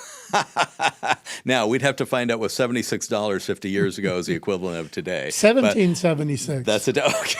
So he or she said they went to New Orleans and Montreal. Ah, great. Okay. Rex, Dan, wouldn't it be interesting to do a story about the man in the grave? So what we know about him is he was very young when he died, and it was of something, I'm going to call it like a tuberculosis type thing. He came to Arizona because of the weather, and he was 32 maybe when he died. His last name was Sawyer. And so everyone down there has always known about the Sawyer Cemetery, but few people knew that there's just one body in it. And again, it's on a hill, and it is surrounded by a low wall. You can walk up there, but you're walking across private property to get there, but no one stops you. We have a photo of the gravesite on our in our paper, of course. And it and then there's a lot known actually about his wife, because she went on to a teaching career up in Tucson and lived to a ripe old age, and she remarried. So. All right, Lori, who's one of our TPD officers, said that the guys that broke into Grant Kruger's place have already been caught. So that's a TPD miracle. Nice. Well, there's another hurdle. Good thing. Well, of course. Which is, of course, judges and lawyers. I understand that. And prosecutors. So there is a freedom train this year. Okay. But the only place in Arizona it's going to go through is the major metropolis of Bullhead City. Seligman. Seligman. So, okay, there was a big effort to get this thing going again, and I know in April they announced that they pulled the plug on it, so I don't know what the one is that you're referring to. This is the Freedom 250 train, but there's other 250. Oh, my head hurts. Yeah, there's the PragerU one. Is it the official one? Which is going to Bullhead City. Right. So what I'd be interested in is the one from the 40s post-war, and what was on that and how it was received and everything, because I didn't know until I started researching all this that there had been one. This is why they called the 76 one the American Freedom Train, because the 40s was just Freedom Train. So Catherine had a snarky line about the Ulta person. Really, guys, run out? She didn't run anywhere. with run in capital letters. On that note, we're going to go to break. Chris DeSimone, Barney Brenner, Dan Shearer on the Live the Dream Media Network. There's no more ticket sales for the event tonight. We'll see everyone who actually was responsible to get tickets. We'll see you tonight. And then Bruce Ash is coming up with Eb Wilkinson on Inside Track at 9, and they have a plethora of Marana Town Council candidates. We'll see you on Live the Dream in just a bit. This is Wake Up with Chris DeSimone, only on the Live the Dream Media Network. Now, a word from our sponsors.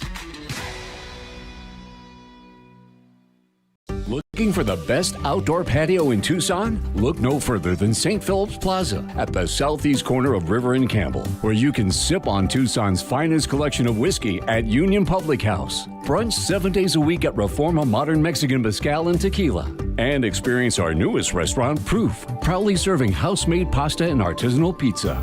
Enjoy live music and dine under the stars with Union, Reforma, and Proof. Join us at St. Philip's Plaza.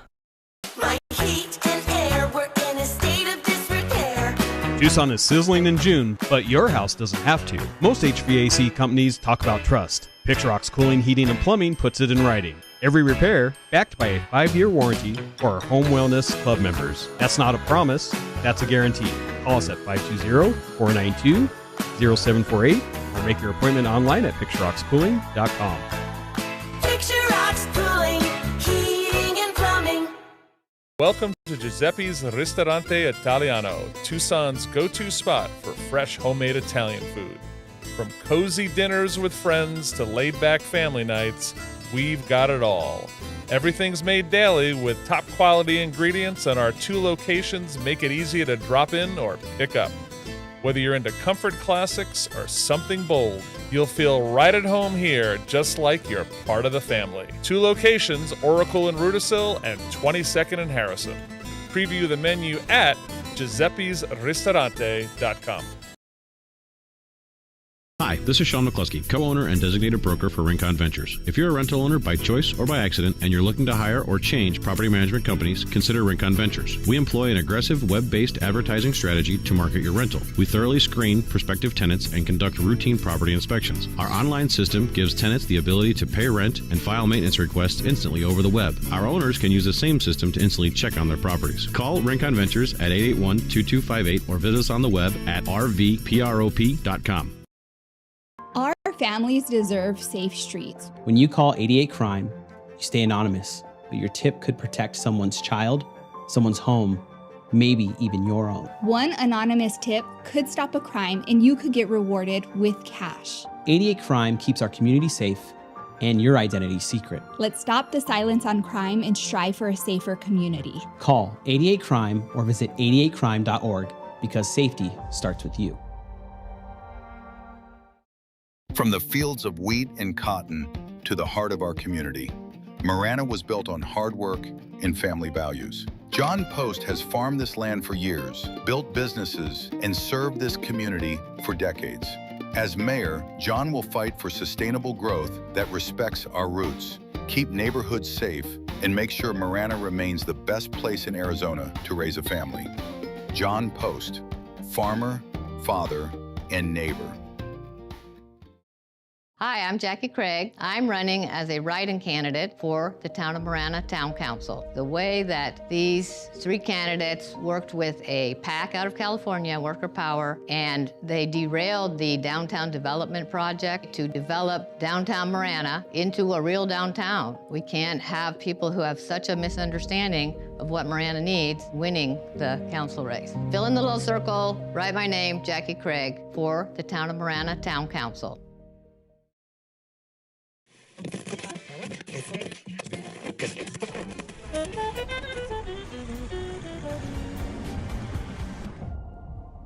For over a century, radio has changed and impacted the lives of everyone, becoming one of the major foundations of communication, keeping us up to date in news and broadcasting, and providing daily music that we love. Radio evolves more as the years progress and time moves forward, and it is only becoming better. Live the Dream Media is proud to be part of that history stepping into the evolution of online radio to make it more advanced than ever before. Introducing the Live the Dream Media app, your #1 online radio experience. Catch your favorite music 24/7 and tune into live podcasts, or catch up on your own time with our on-demand library. And you can also check out our integrated merch store built right into the app. No matter where you travel in the world, the dream stays with you. You can be anywhere on the planet and stay connected. Download the Live the Dream Media app for free today on the Apple App Store and Google Play, and experience radio reimagined. Chris King, veteran, educator, school board, neighbor. Chris King, conservative, no apologies. Chris King, State Senate. It's more of Wake Up with Chris DeSimone on the Live the Dream Media Network. Now, back to the show. Hey now, you're on Live the Dream Media. Chris DeSimone. Dan Shearer's regaling us of his weekend trip that him and the fabulous Mrs. Shearer went up to Mount Lemon.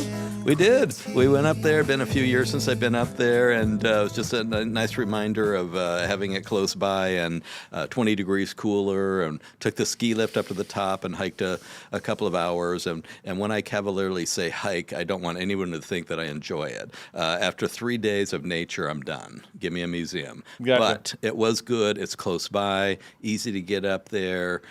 Stayed in the Mount Lemon Hotel, which is a series of cabins, and it was nice. Heard some live music and some decent food. It was good. Nice trip.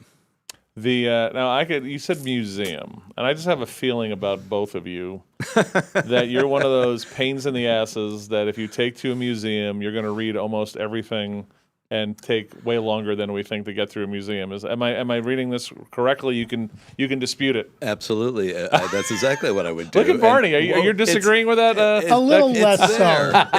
It's what do you think it's there for? You would say, supposed to read it. You can call me only a partial nerd. Okay. I will tell you, there's only one museum that I have ever been to that I read literally every single plaque, and it was Yad Vashem in Jerusalem, which is the Holocaust Memorial Museum. Wow. And I wept through the whole thing. I will tell you that, because it was just so unexpected, and it takes you chronologically through everything. I've been there twice, and I read every single plaque. And then there's hope at the end. Yes. Yeah, and there was a children's memorial, and there was lots. I mean, it was gut-wrenching. Absolutely, totally. You know, it was a museum exhibit that did some of that to me. Probably not as profoundly, because that was one of the tragedies of history, right? I was on when I was working with doing my stuff with TJ and Grayline, we were invited to do like a fam trip with it was the Phoenix CVB to see if we would start building tours to go up there. So we did Taliesin, right, which was fine, okay, which is the Frank Lloyd Wright House. And that's where I learned the amazing fact that he was contemplating moving the house to Sabino Canyon. Is that right? Huh. And because Scottsdale was crouching. Was encroaching on him. Is what his might have problem. Been correct. And no doubt the Musical Instrument Museum. The Musical Instrument Museum, which is awesome. It is, absolutely. But then we went to the Heard Museum. Okay, now it's beautiful. There's only so many Cocapellis DeSimone can do. Okay. But I'm with you. There was a kind of a temporary exhibit that was a gut wrencher. And it was about the Indian schools in Arizona. Yeah. Which is, again, one of the probably more quiet tragedies of the state of Arizona in relation to what they did to these kids. Did that incorporate anything about, going back to cemeteries, about burials? Because there's a false meme going around that's been shot down about somehow hundreds or over 100 of these kids were anonymously buried. I don't remember that part, Barney. It was like 10 years ago. Then it's but I do remember kids getting pulled out of away from their parents, right?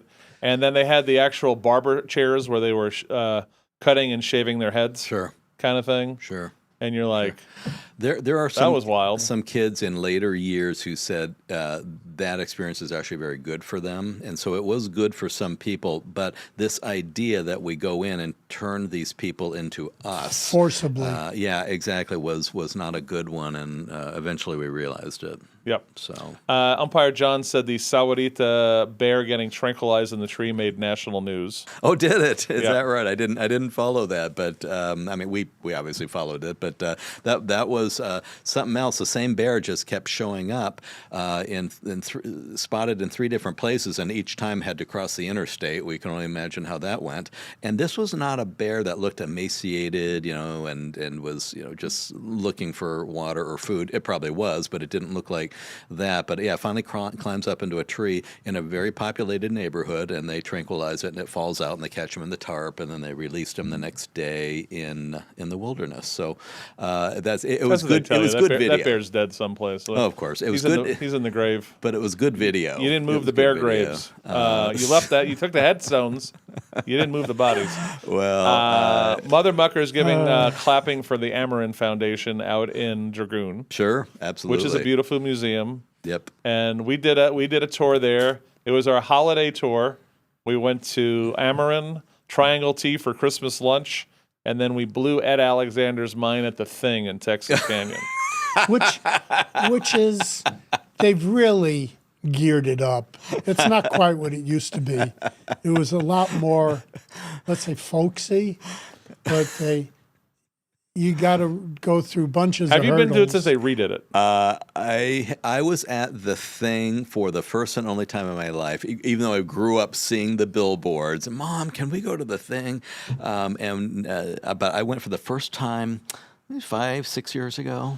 Did it have the Pre-COVID. alien history thing going on? I think it did. This is the idea that aliens have been controlling the Earth for hundreds of years. Okay. More.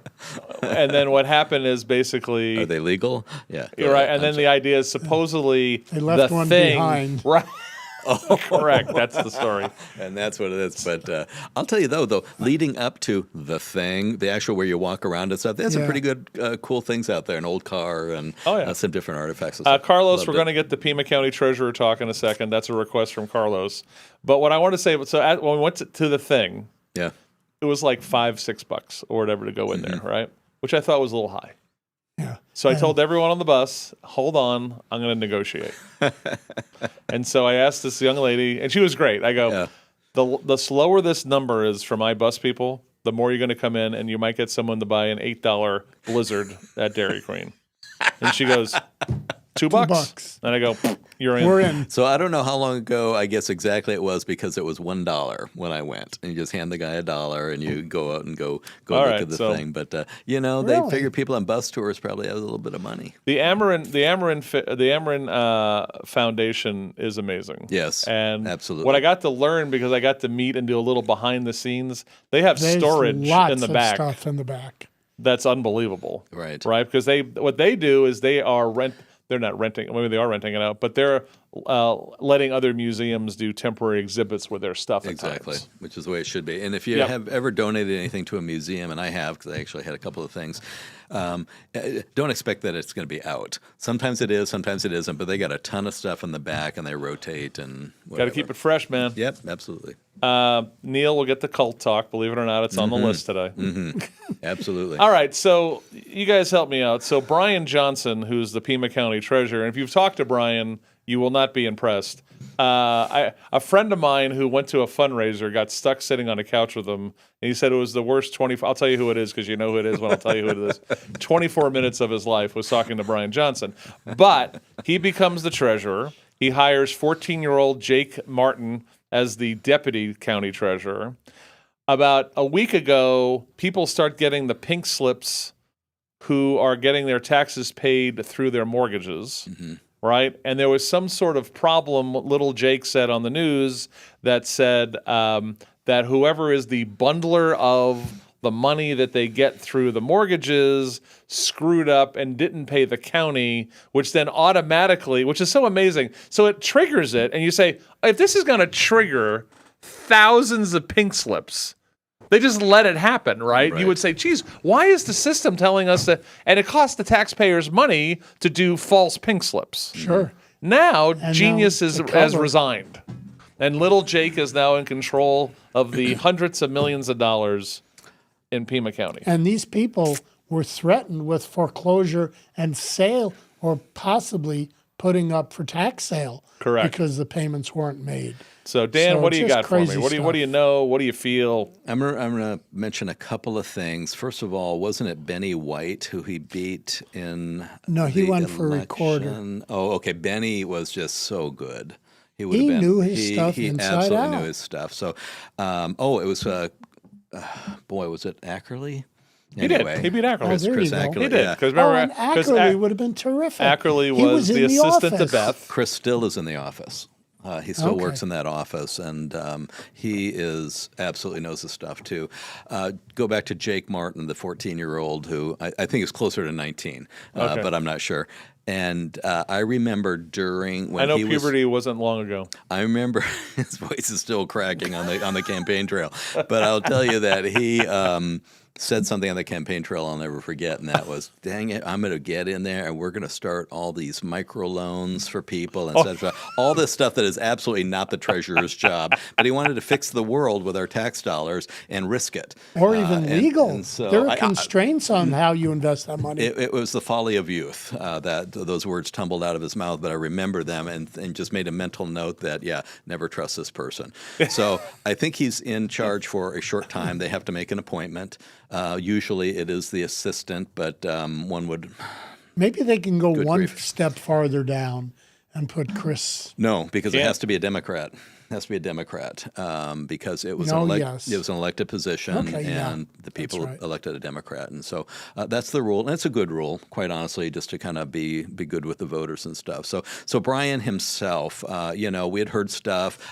Some people would doubt that the screw up, we'll call it that, was the reason for it. I do know it's not us, but there is an organization that has put in a rather lengthy public records request on absolutely everything that was going on in that department, just because that's what we do, and we'll see what that turns up. And so I'll just leave it at that. As you know, he didn't look well on the campaign trail, and I met him shortly before the election at an event in Green Valley where they invited all candidates from everywhere, and spoke to him for a while, and still was really surprised he was elected because of Chris's qualifications. But Chris had an R behind his name. Chris had an R behind his name. Did you just say qualifications? I know. You are so cute. I just want to bundle you up. I still live in this world that no one else lives in, apparently. People should... Tell me about the qualifications of Cazares Kelly to handle the important role of being the recorder. No comment. We don't comment on There's sitting a whole officials. list of locals. Now that she's had 3 elections under your belt, are you feeling better? I wish this weren't live. We could go back and erase this. She's had her issues, hasn't she? Shocking. She's had her issues. Very and, diplomatically said. She's had her issues. So we're gonna have the. I tell you the RV that they put out 3 days before the RTA vote. Yeah. But it was only open from 10 to 2:30 or something like that. Yeah. What? Yeah. They brought that down to our area. My wife went to it just because I said, "Hey, I want to see what goes on there." And she took a picture of it from beyond the 75-foot limit, but they still yelled at her. And I said, "Honey, you've just been jumped into the journalist crowd because I've been yelled at a million times, but you were absolutely in the right." She goes, "Well, I pointed it out to her that I'm beyond the 75-foot limit, which is clearly marked." And so, pretty dead, and it wasn't around long. So remember, I went after the yeah. show because it was at the Nanini Yes. branch on that Monday, Mm-hmm. right up on Shannon and Ina, and I was a fool because I thought it was open, right? So I got out of the show. It's like 9:15ish, 9:20ish, and they're like, "Oh, we're not open yet." I go, "Oh, what?" Yeah. They're like, "Oh, we open at 10." I'm like, "What?" Did you hang out? Actually, I got to give the credit. The Republican observer person convinced the other ones, can he just drop it in the box in front of us? Yeah. And that happened. That would be a voting irregularity. Absolutely. Because Well, so when I got there, I forgot about I saw a line in front of the library. I go, these people here to vote? This is wild, right? Yeah. And they were there because it was free income tax help. You can't free voting in regs Tucson. Yeah. In Pima County, you can't drop a ballot off before the polls are open. You have to wait till after election day. We're going to have to go back and then look you at can this. drop it off. Yeah. Someone pull the video from the Nanini Library parking lot and see what happened. So Carlos, our good friend Carlos Ruiz, and Carlos, you better do a commercial for Siscomani with those arms crossed again, were you? That's just nuts. I want a sequel. I don't want, and tell Juan don't get cheap and do last year, the one from 2 years ago. Horse crap. Okay. Now, so Carlos is echoing something I've heard before, that Ackerley should change his party affiliation so he can get appointed and fix and get the department back on its feet.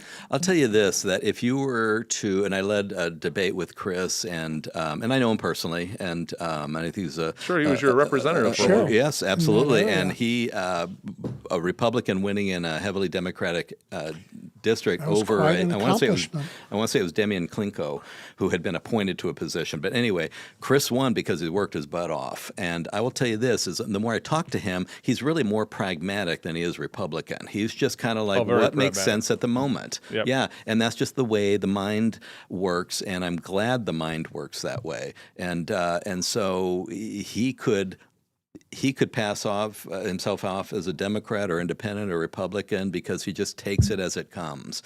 Really, that's what you want in office. Yep. And so, I don't know switching your party at this point, or if you would have any trust, having been a Republican in the past, how that would go. But he's excellent. He knows the stuff. Cult talk. Let's get real. Actually, can you hold on for one more little segment? Sure, absolutely. Let's do that. 7:56, 10:56 Eastern. You're on the Live the Dream Media Network. This is what you've been waiting. All this other junk. Bodies. Crap. Yeah. Let's get to cult talk. This is what you guys want. Get out your Reynolds wrap, cover those brains, and we're gonna make sure you don't get invaded by anything bad, but except good cult talk. So the leading cult talk live podcast. I'm gonna go John C. Scott on the entire planet. God rest your soul, young man. Let's go to break. I gotta tell you. This is Wake Up with Chris DeSimone, only on the Live the Dream Media Network. Now, a word from our sponsors. My heat and air were in a state of disrepair. Tucson is sizzling in June, but your house doesn't have to. Most HVAC companies talk about trust. Picturox Cooling, Heating, and Plumbing puts it in writing. Every repair backed by a 5-year warranty for our Home Wellness Club members. That's not a promise, that's a guarantee. Call us at 520-492-0748 or make your appointment online at picturoxcooling.com. Picturox Cooling, Heating and Plumbing. Welcome to Giuseppe's Ristorante Italiano, Tucson's go-to spot for fresh homemade Italian food. From cozy dinners with friends to laid-back family nights, we've got it all. Everything's made daily with top-quality ingredients, and our 2 locations make it easy to drop in or pick up. Whether you're into comfort classics or something bold, you'll feel right at home here, just like you're part of the family. 2 locations, Oracle in Rudisill and 22nd in Harrison. Preview the menu at giuseppesristorante.com. From the fields of wheat and cotton to the heart of our community, Marana was built on hard work and family values. John Post has farmed this land for years, built businesses, and served this community for decades. As mayor, John will fight for sustainable growth that respects our roots, keep neighborhoods safe, and make sure Marana remains the best place in Arizona to raise a family. John Post, farmer, father, and neighbor. My name is Terry Murphy, and I am running for Marana Town Council. I have lived in Marana for 31 years. I love our community, and I would like to see more ballparks, an equestrian center. I would love to see kids have an opportunity to fish and boat with their families. I think growth is extremely important, and I think that with proper infrastructure and proper layout and proper design, that we can create a community that everybody wants to live in. I am asking for your vote, Terry Murphy from Marana Town Council. Our families deserve safe streets. When you call 88 Crime, you stay anonymous, but your tip could protect someone's child, someone's home, maybe even your own. One anonymous tip could stop a crime and you could get rewarded with cash. 88 Crime keeps our community safe and your identity secret. Let's stop the silence on crime and strive for a safer community. Call 88 Crime or visit 88crime.org because safety starts with you.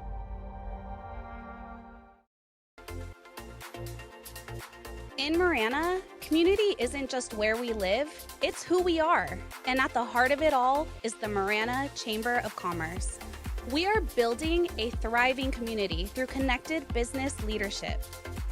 We start the month bright and early with Marana Mornings, sparking real conversations and connections. We celebrate growing networks at our 4th Tuesday mixers hosted in exciting spaces.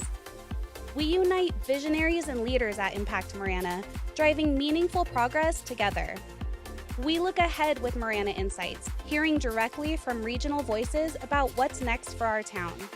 And we serve, through the passion of our board of directors and ambassadors, creating a culture of belonging through service and leadership. Because of our members, we're not just doing more, we're becoming more. Together, we're shaping the future of Marana. We are the Marana Chamber of Commerce.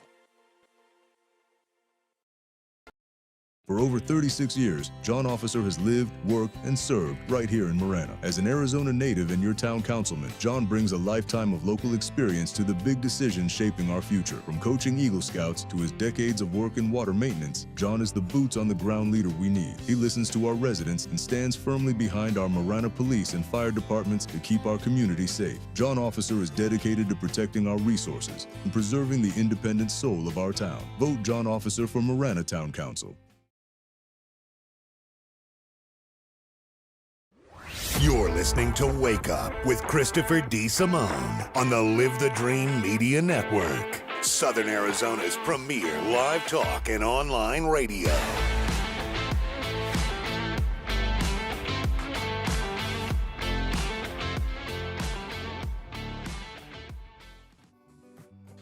All right, my friends, welcome back to Live the Dream Media. We're 1 hour away from Inside Track. Bruce and Ev are going to be doing some Marana Town Council candidate talk.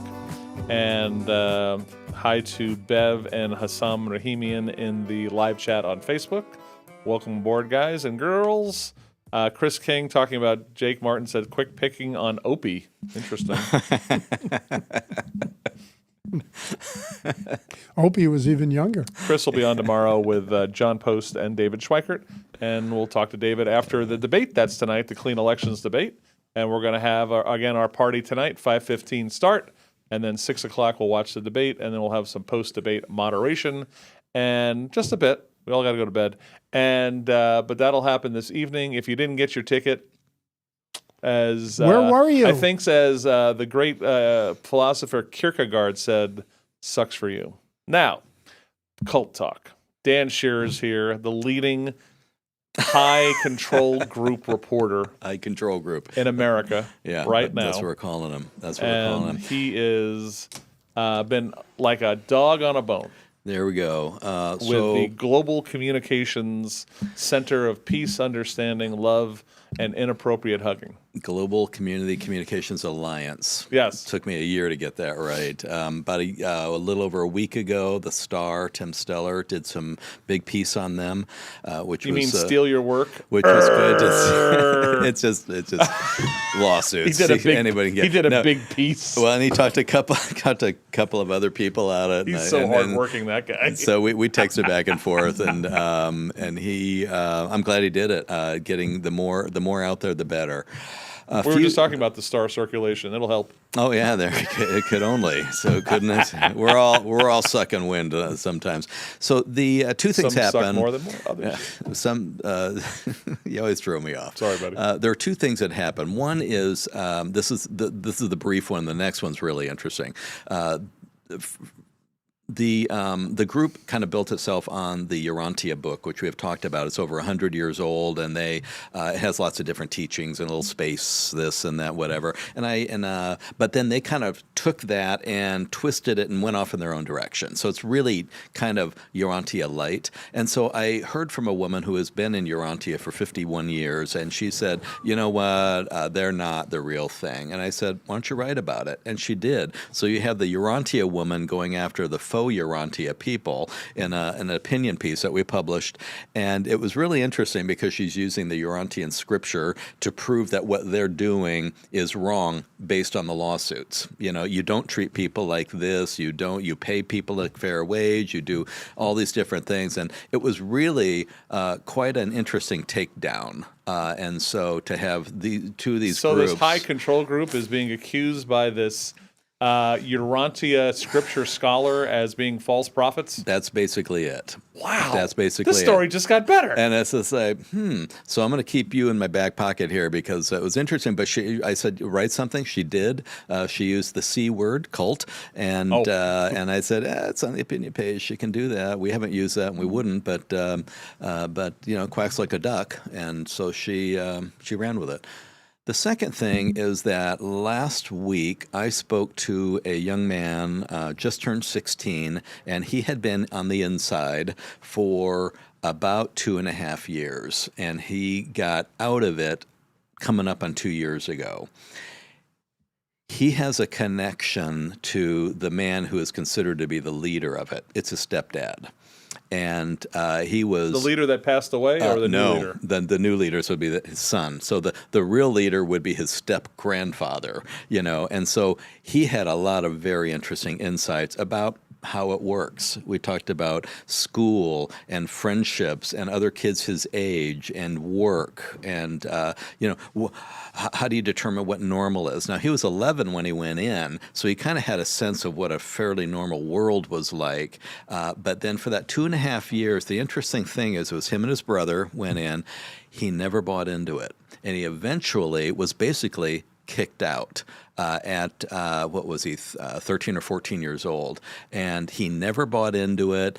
He was never invited to the meetings because he hadn't risen to that level of enlightenment. And basically telling them all their frauds and everything. Or brainwashing. Yeah, and he never was subjected to it. He would say that his brother was. And that, and I said, why would two people from the same parents, why would he buy into it and you're not? And he goes, well, we're real different people, but there's also a comfort level if you can suspend certain things, like your right to, to have freedom of motion, go wherever you want. If you're okay with that, if you don't mind just kind of sitting around the compound all day, if you're not really ambitious as far as what you might want to do with your life after, school, then if you're glad to have 3 meals a day and a roof over your head, if that's what you aspire to, it might be a good place for you. And he thinks that that's kind of where his brother is that, I'm going to become a spiritual leader within this group, and that's going to be my life. The brother's 17. And so to make that decision at 17 is kind of a strange thing. So this young man has corroborated other things. Oh, absolutely, everything. Okay. And I said, so we talked about schooling, which was kind of a joke. He said it might have been an hour, and it's really teaching things from their point of view. But really, he was doing a lot of work, and we're talking 10, 12, 14 hours a day, almost every day. Doing what? A lot of it was, he said his job really was to take care of the animals. So he's shoveling a lot of poop. He was doing some gardening type stuff, the crops and whatever. And they were constantly on you about, doing more, never anything appreciative, and of course, no pay, and which is one of the big sticking points in the two lawsuits is that. And then there's a lot of... You get 3 squares and a roof for your work, buddy. 3 hots and a cot. Yeah. Sounds like a prison. Yeah, and so he got to see inside the luxurious homes of the leaders, and then he said his actually wasn't bad, but it was a nice normal home, except one, other than 1 month, he never lived with his mother and stepfather, and it's a nice normal-sized home, decent, but they cram a ton of people in there. And you're typically sharing a room. You're always sharing a room with someone you don't know. And then they move you around. Sounds like the Two Simple workers. They were cramming these are the guys they brought in from China. Yeah. Two things, Dr. Neal. Of course, that lady is from the Orthodox Rancho. That's very true. That's true. Absolutely right on. You're a real doctor. You nailed that one. Yeah. And then, I thought about that line that they told this young man. This is what the city of Tucson and Pima County government have told me for years. I just have not risen to their level of enlightenment yet on local government. Sure. That's why I don't understand. Absolutely, which is a nice kind of getaway type line, just kind of flip of the wrist and whatever. You're just not one of us yet. And to which he would say, you're darn right. So I said, how'd you get out of there?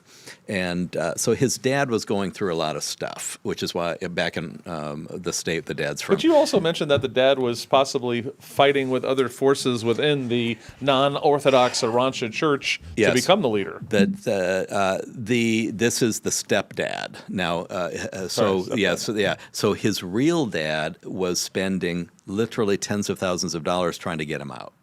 And finally, I said, so what happened? And what happened was he's out there shoveling crap, literally, and he says, I'm tired of this. And he happened to be near a building that he knew had a phone, and he called 911. And he said, I need you to get a hold of my dad and tell him to get me out of here. A leader then happened by, it's his stepdad, who's very high up, and he says, I told him I called 911. He goes, I've never seen a look on his face like that before. It was panic. It was fear. It was, this is a guy who was really roughing him up constantly and with some verbal, assaulting and everything. And he says, suddenly he was on the ropes. And the kid was in a car on his way to the Phoenix airport a couple hours later. Wow. They just said, get out of here. And Dad was called, and they got the kid home. And I said, how have you assimilated back? It's been almost 2 years. And he says, pretty good, because I always saw them for what they were. There wasn't a whole lot of unveling that had to be done. Sure. And so there was no sudden disillusionment because he was never illusioned in the first place. Yeah, it's like, what do you mean I can go to a McDonald's? He had experienced that before. Then he goes into this creepy little place, and then he comes out the other side, and he's like, okay, that was a bad Does he still live in Arizona? Or is it No, they're from out of state. Gotcha. I'll leave it at that. Yep. And so, and I'll disclose all of this in the story. I'm transcribing everything right now, but he was very candid about how things operate in there. And again, I can only imagine, because it's a fair thing to do, I will have to take some of these questions and just run them by the high control group and see what they have to say. They should have a chance to address this. But the entire interview, because he's a minor, of course, was done with his birth father there, and who was corroborating a lot of things because, again, he had been fighting that legal battle. Okay. So it's a really. When's it sit in the paper? Let's see. I'm hoping Sunday. It all depends on today if I can get it. No paywall? No paywall on this type of stuff. Okay. And so we're just getting it out there. And I'll tell you, man, it's one video that I had shot. I don't know if we'd played it here or not, but had over 200,000 views. Unbelievable. High interest in this. Joseph Flatley, who has written a book about this. I'd love to get him on your show. Dan and I were just talking. We'll do a full hour, me, Dan, and Mr. Flatley about this. Get him on the show because he's the expert and has really been following this group and is very tied in with folks. I did a Q&A with him, which we'll publish along with the story, but we'll get him on here because it's really good stuff. So this is interesting. I just read some court filings last night. Bickering between the lawyers about what should be admitted and what shouldn't be as these lawsuits make their way through. How about your takedown notice? How'd that go? So what Still fighting that, or is it still up? Well, we'll see. Oh no, I never took anything down. Okay. And so what this was they were calling it a copyright infringement because they used some mugshots, just photos of the head, off of their site, and that is fair use under the law. That was my argument. And so what happens is that they have to. I think we went through this. They have to let you know, and then I responded, and then they have 10 to 14 days, which should be up by now, to file a federal lawsuit. And yeah, it would be. And so to file a federal lawsuit. So if they've done that, I've not been made aware of it. Gotcha. And so I will say that they have postured in the past with others, including Mr. Flatley, and have never done anything. So I'll tell you this, they got bigger fish to fry. But what is it is indicative of the fact that having their photos on there and their names and out in the media now is that they are I think their businesses, and they own about a dozen of them, are being hit real hard because people are suddenly saying, whoa, what are you all about? Damien857, great work on this, Dan. Yes. Damien, by the way, call me. I'd love to talk to you about something. I think I gave you guys your number. Yeah. I got his number. I'll give him a call. Eastside Tom Flatley, the river dance guy. Not the river dance guy. No, but he's done some dancing because I tell you this group is going after him. So and he didn't care. East Sandia Waves 8151 Tubac community should be behind these efforts. Do they care? Boy, that is a really, really good question. You're waking up to the fact that this group is right next door to you, and what do you do as a result of it? How many shops do they have in the? If I were to guess in Tubac itself, I think they own probably 4, maybe 5. Right. Now, not your typical stuff. We're going to go in and see the paintings and whatever, but not Tuma Cookery. They are no. Gloria. That would be. That would be the end. I'd have to join them because my wife loves it. So suddenly, none of this matters. You want the frequent shopper discount? Shovel some crap. Give us all your money, and then you can have whatever you want. That egg timer. So it's an egg timer that looks like a cactus. Gotta get that. You can do 3-minute eggs in a minute and a half. So we have in Pima County free charging stations. I hear. Okay, county-run EV charging stations. Okay, so this is where you pull your EV up and you plug it in, and free because it costs nothing to build them, nothing to run them. Oh wait, it does cost something to build and run them. So now we have found out that Pima County is going to start charging people who use those for the free station. And how many remain in operation? I want to say the county has around 40 of them. But I know they just put in 3 or 4 in the Green Valley Library. The Sarita Library has some, and there was one other location in our area. So it costs about $1,000 a year to maintain them. To build them is around $10,000 per pump. Basically. And so, again, this is not huge money, but that doesn't matter. If you want to build them, that's fine, but you charge people to use it. It's not free. Because clearly it costs something to build. And who's paying TEP for the electricity? Well, the county is paying for everything. Okay. Oh yeah. And so now you're gonna. So I asked. So you say $1,000 a year to maintain, but that's not to pay for the electricity. Oh no. This is just like the pumps. You have to send someone out there and calibrate and do all this type of stuff. So I asked a guy in our office who owns an EV. I said, "What would it cost for a fill up, 0 to full?" And he said about $18. Okay, so I don't know if there's lots of different things, but again, that's money that, well, you should have to pay it. Now it's going to cost me $60 to fill up my tank in my car, but I get it. You're getting a just cheaper rate. It's electric. So here's a question for Jan Lesher and crew. How much money has the taxpayers paid for people to charge up their cars? Yeah, great. Right, what's that number? What's the electric bill been? And so I think they finally realized that free is not free, and that people should pony up. Now I don't know how they could ever assume that if we build charging stations, more people would buy EV vehicles. I just can't imagine that they would really think that. Like, gosh, you know what? There's one at the library now, hon. We can go ahead and because you can put those charging stations in your own home. Right. And these are the level 2 stations, which which take anywhere between 4 and 10 hours to get a full charge out of. It's not like the county ones or your home ones? The county ones. Oh, that's nuts. Yeah. And the Tesla ones, I know you can do like in a half an hour. These supercharging stations or whatever. It's not what we're talking about. We're talking about just your average grade type stuff. And if you figure your time spent, you're 10 minutes at the gas pump, an hour of your time filling up, there's the difference between the cost of electricity and the cost of gas. Billy Beard, because of a good point. Imagine if you're the South Side homeowner, right? And you found out that part of your property taxes was going to subsidize the rich people in the foothills with their Teslas. Right. That's weird. Right.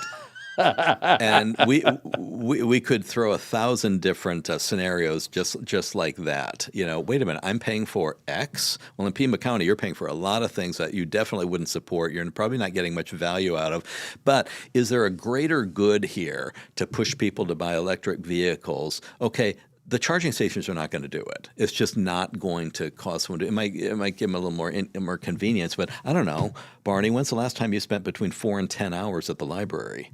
Or plugging in the car and just waiting for it. I mean, well, if you count your laptop as your library, so maybe. So speaking of the county, I was meeting with a new client for Live the Dream Media yesterday, and we went to my Greek place in Catalina. Mm-hmm. It's Greek to me, across from the Golden Goose, and I noticed that there was a Pima County Health RV in the parking lot, and I just never seen this before.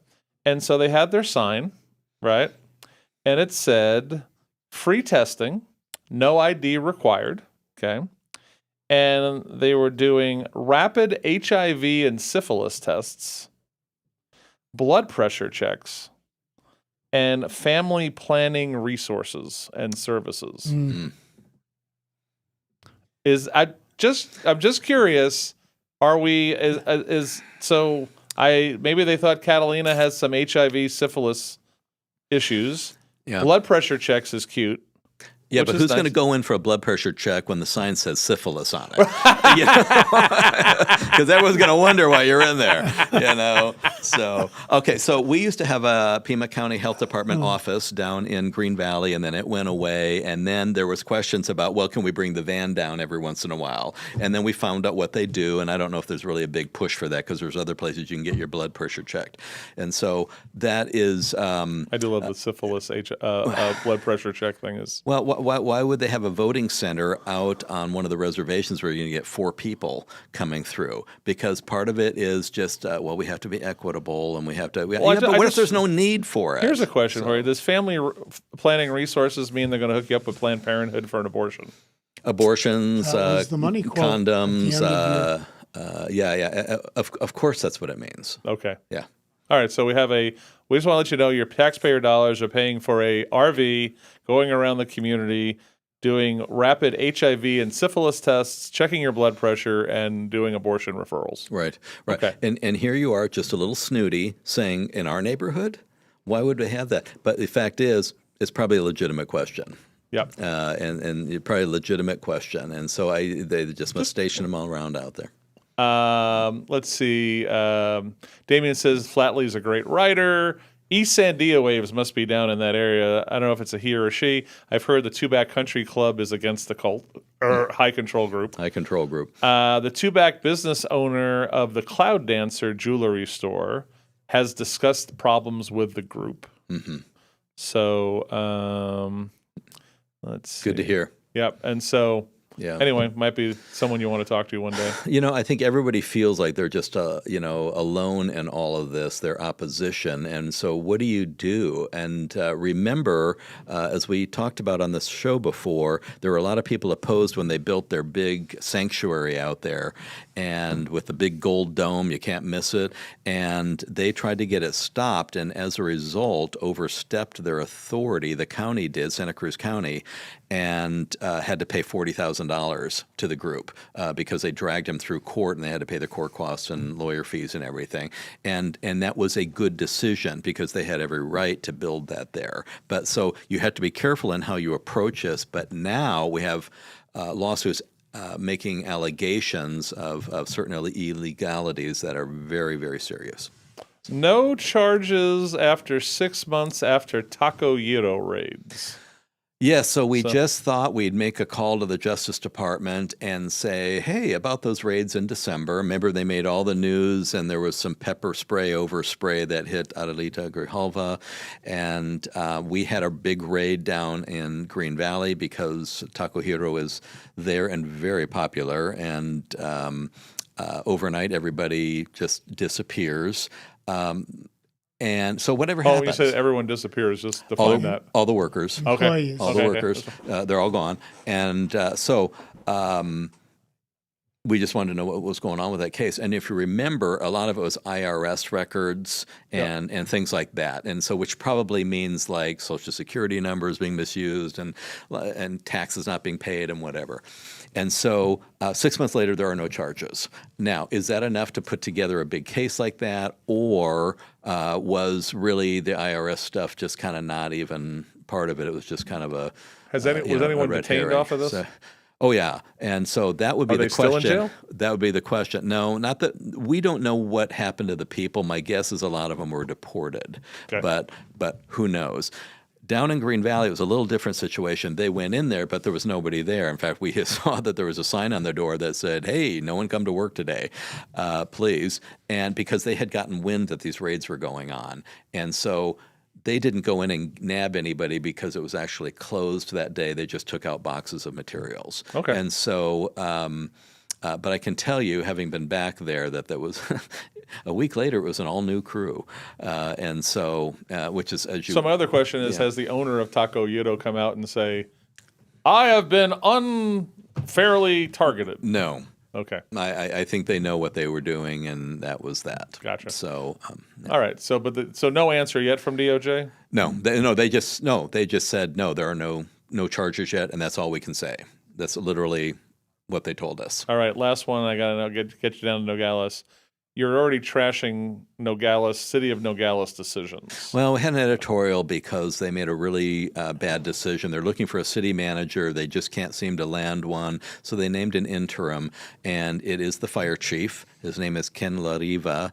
And fire or police chief?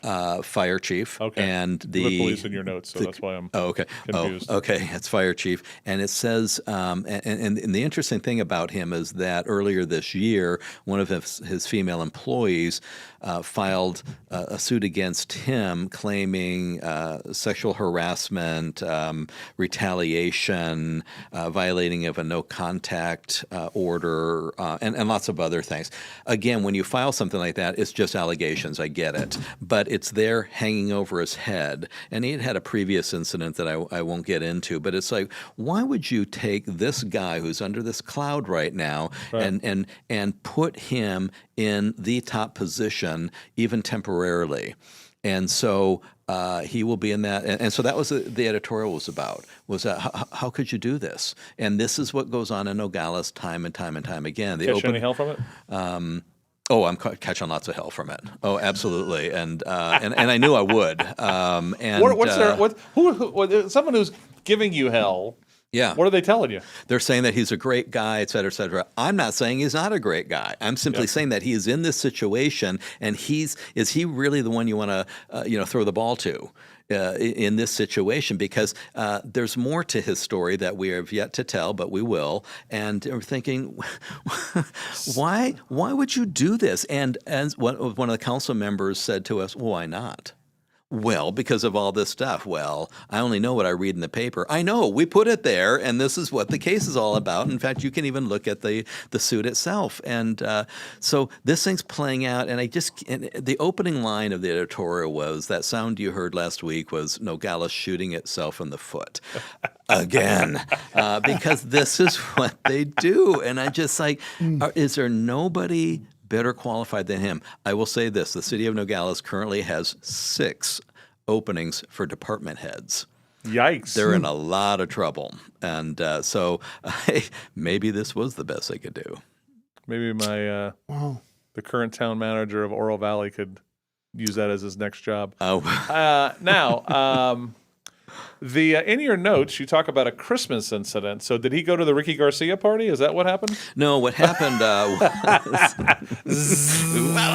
thought we were done with that. No, that was too good. Have we heard anything about that whole dealio? I'd have to go back and review, probably. I know that the deputy that Ricky fell on top of by accident was suing the... What? I'm just giving him these things happen, Chris. Just accept it. I'm just giving him the benefit of the doubt, Daniel. Yeah, in a dark room I'm not letting you out of. I was on my ninth spiked eggnog, and I just fell right on top of this lady for 90 minutes. Yeah. Okay. Anyway. Probably 90 seconds, but let's leave it. Leave it. Some of the best banter you will hear on radio or on the internet. That was so pathetic. I believe in you, Ricky. I believe in your endurance. Anyway, your staying power. Now,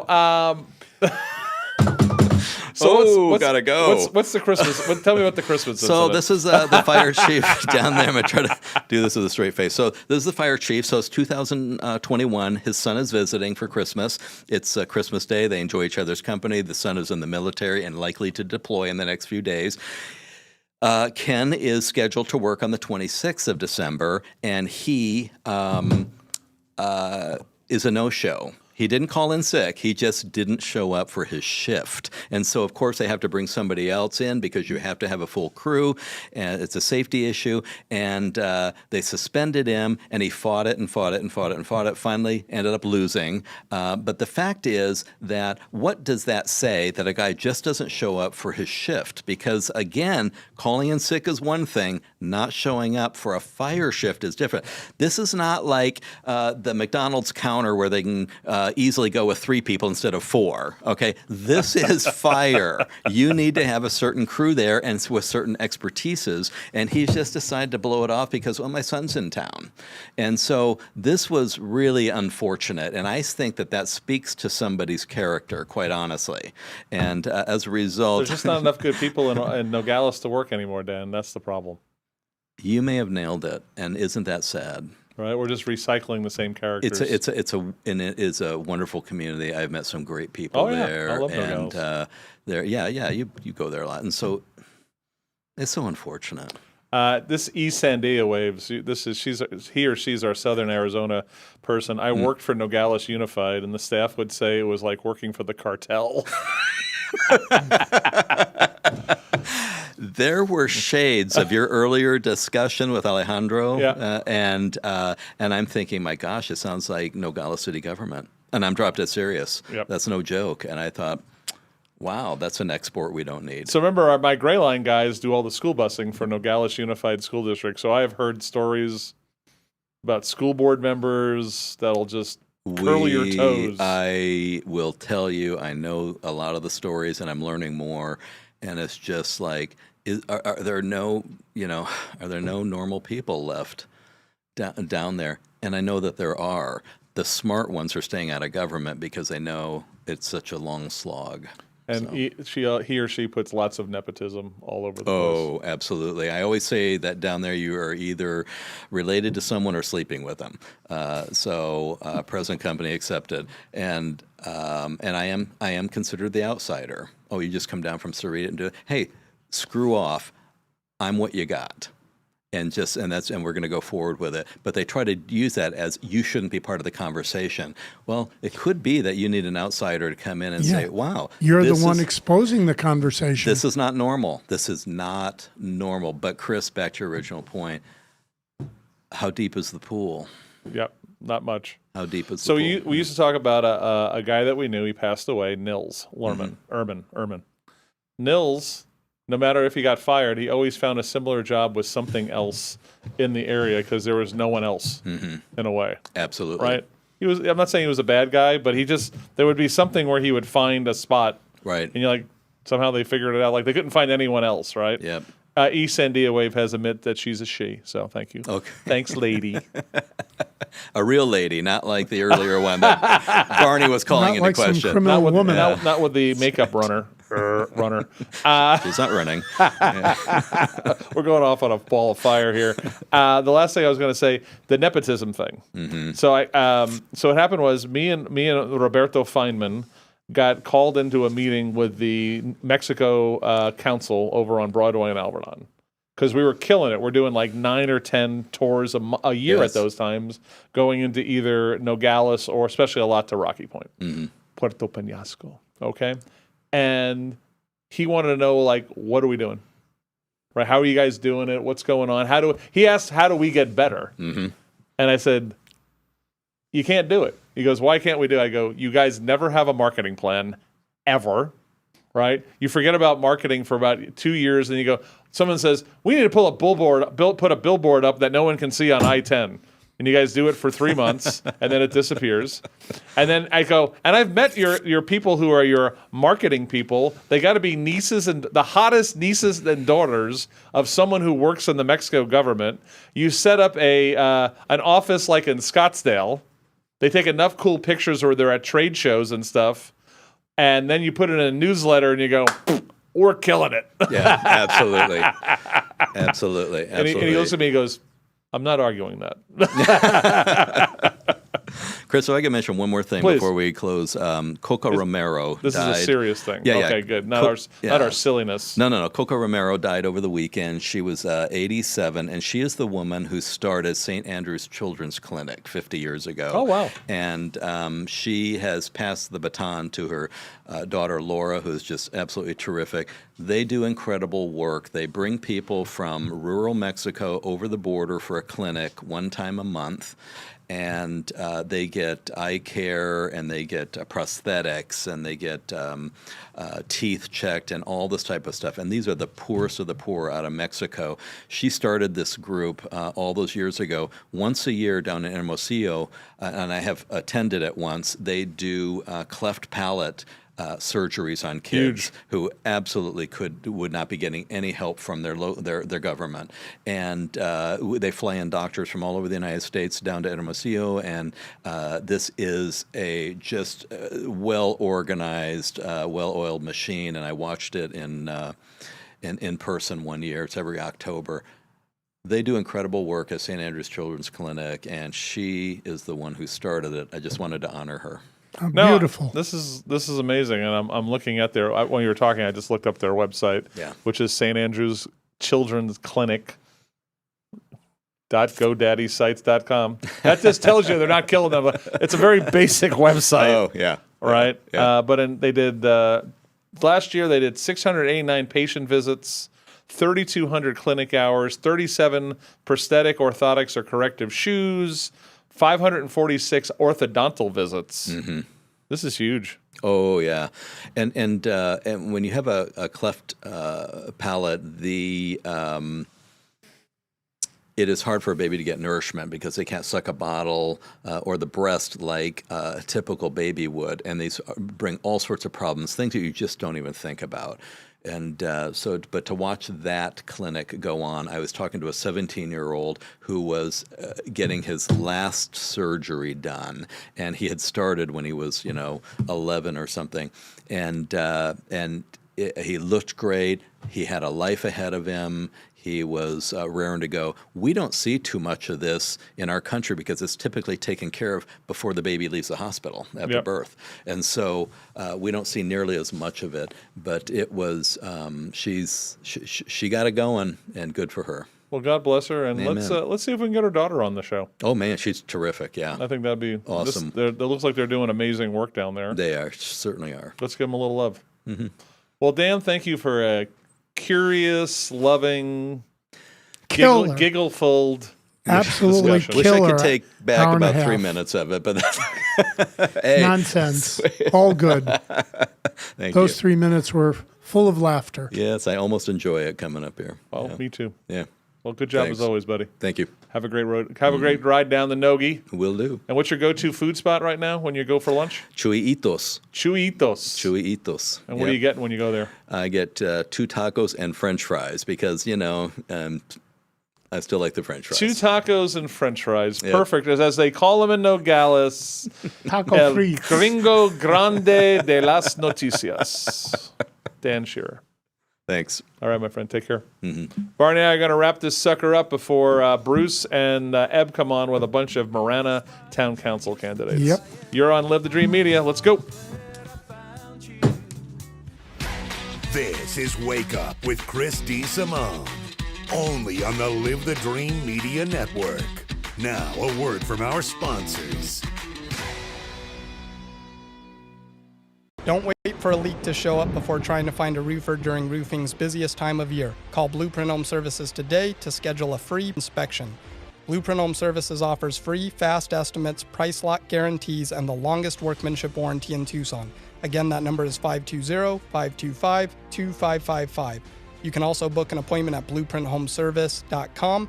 Blueprint Home Services is licensed, bonded, insured, and trusted. AZROC number 322635. Looking for the best outdoor patio in Tucson? Look no further than St. Philip's Plaza at the southeast corner of River and Campbell, where you can sip on Tucson's finest collection of whiskey at Union Public House, brunch 7 days a week at Reforma Modern Mexican Mezcal and Tequila, and experience our newest restaurant, Proof, proudly serving house-made pasta and artisanal pizza. Enjoy live music and dine under the stars with Union, Reforma, and Proof. Join us at St. Philip's Plaza. My heat and air were in a state of disrepair. Tucson is sizzling in June, but your house doesn't have to. Most HVAC companies talk about trust. Picturox Cooling, Heating, and Plumbing puts it in writing. Every repair backed by a 5-year warranty for our Home Wellness Club members. That's not a promise, that's a guarantee. Call us at 520-492-0748 or make your appointment online at picturoxcooling.com. Picturox Cooling, Heating and Plumbing. Our families deserve safe streets. When you call 88 Crime, you stay anonymous, but your tip could protect someone's child, someone's home, maybe even your own. One anonymous tip could stop a crime and you could get rewarded with cash. 88 Crime keeps our community safe and your identity secret. Let's stop the silence on crime and strive for a safer community. Call 88 Crime or visit 88crime.org because safety starts with you. Hi, I'm Jackie Craig. I'm running as a write-in candidate for the Town of Marana Town Council. The way that these 3 candidates worked with a PAC out of California, Worker Power, and they derailed the downtown development project to develop downtown Marana into a real downtown. We can't have people who have such a misunderstanding of what Marana needs winning the council race. Fill in the little circle, write my name, Jackie Craig, for the Town of Marana Town Council. My name is Terry Murphy, and I am running for Marana Town Council. I have lived in Marana for 31 years. I love our community, and I would like to see more ballparks, an equestrian center. I would love to see kids have an opportunity to fish and boat with their families. I think growth is extremely important, and I think that with proper infrastructure and proper layout and proper design, that we can create a community that everybody wants to live in. I am asking for your vote, Terry Murphy, for Marana Town Council. In Marana, community isn't just where we live, it's who we are. And at the heart of it all is the Marana Chamber of Commerce.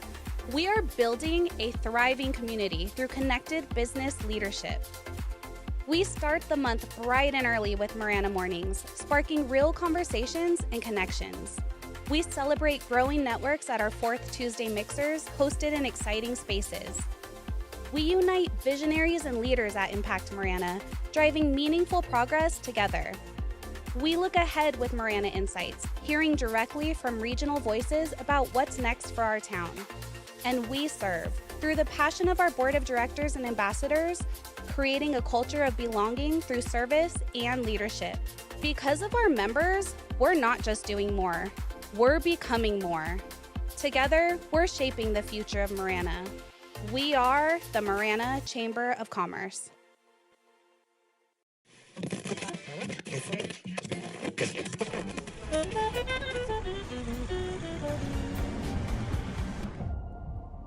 For over a century, radio has changed and impacted the lives of everyone, becoming one of the major foundations of communication, keeping us up to date in news and broadcasting, and providing daily music that we love.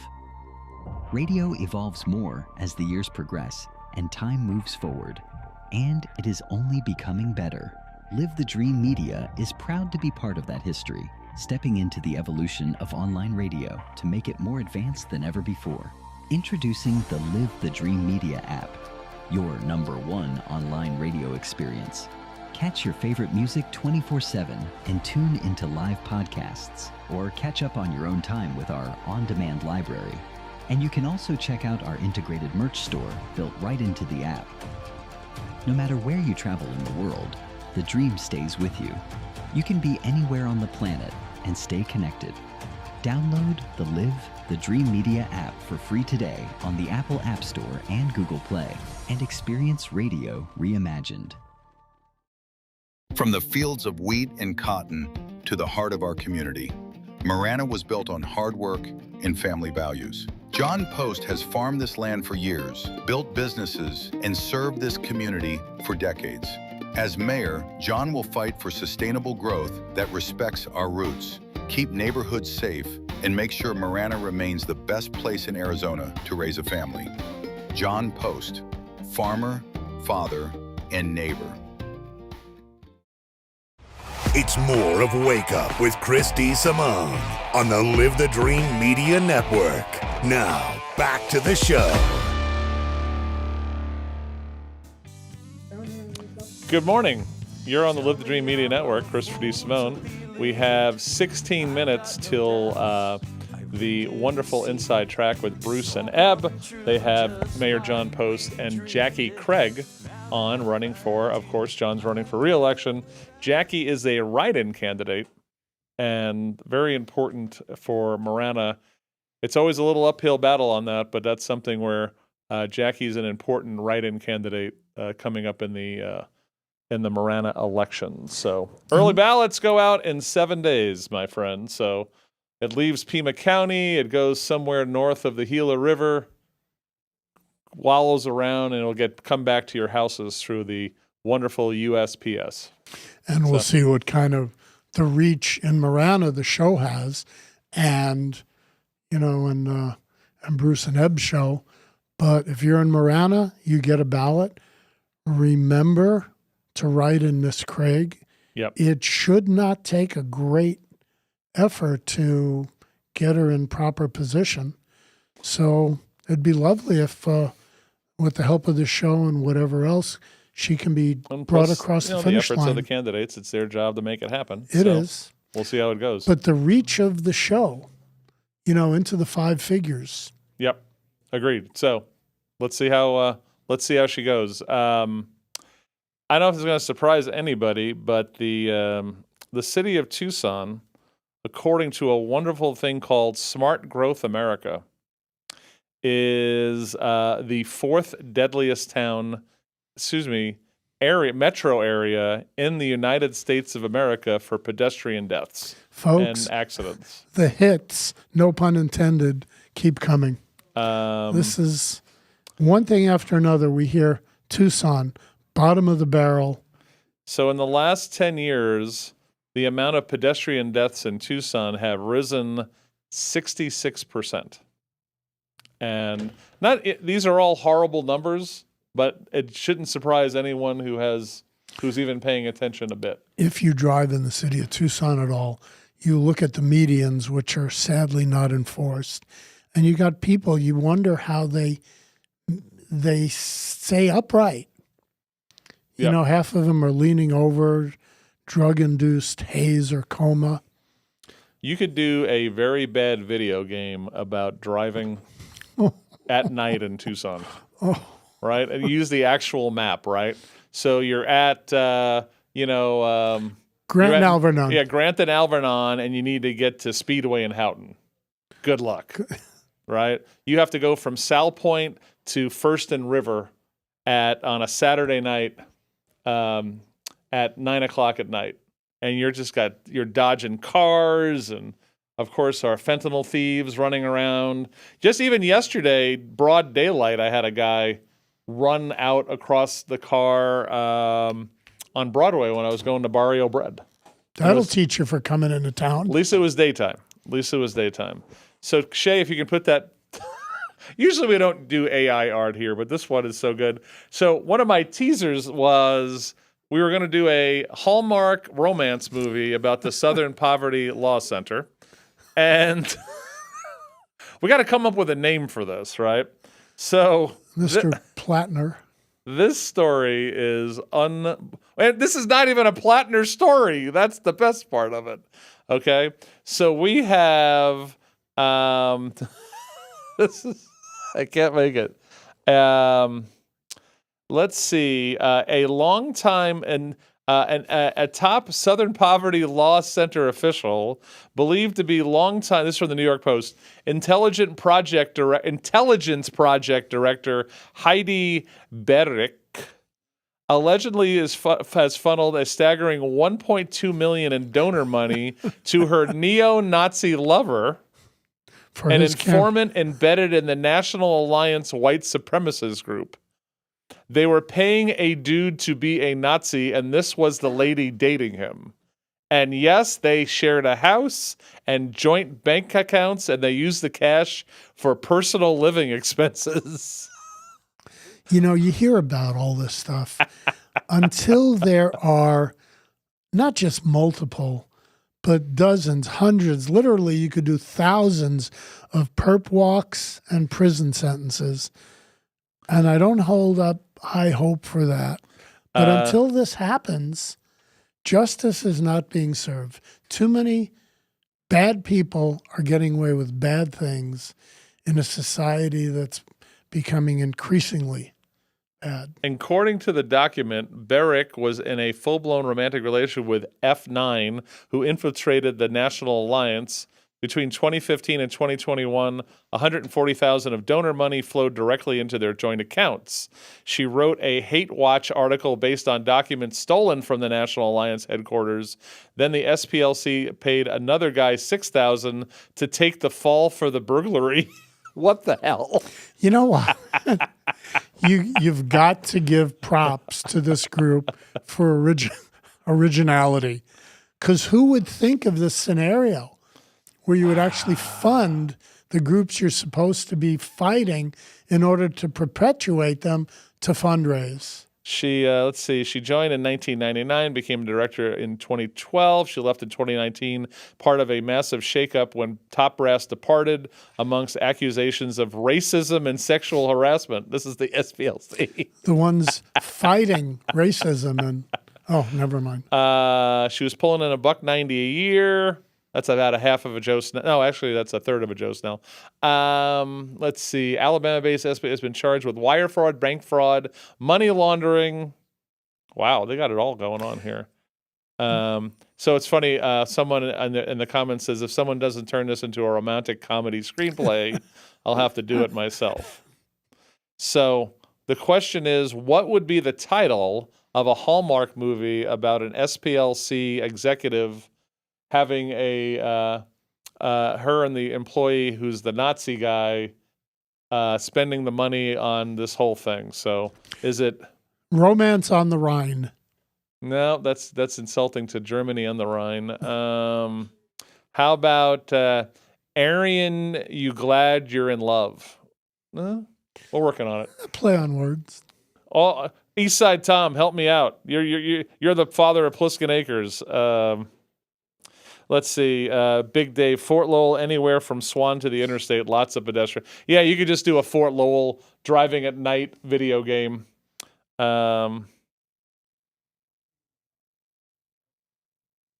James P., I thought you jacked that. No, that wasn't Jackie Craig. That was the other Jack. There's another Jackie. That's Jackie McGuire. James P. So just to let you know. Jaywalking in Tucson gets people killed. Very true.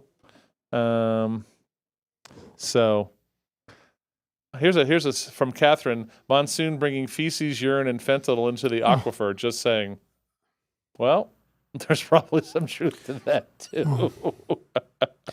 And according to Alejandro, you've got it East Coast as well as West Coast. Well, he was talking about these chemicals from Brazil.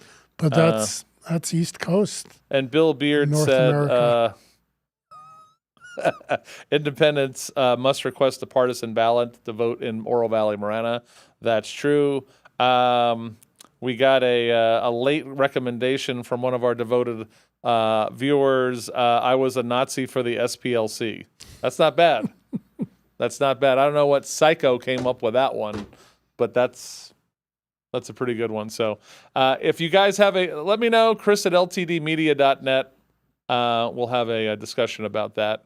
But anyway, that's how we're going to end the show today. Barney, thank you for a nice time.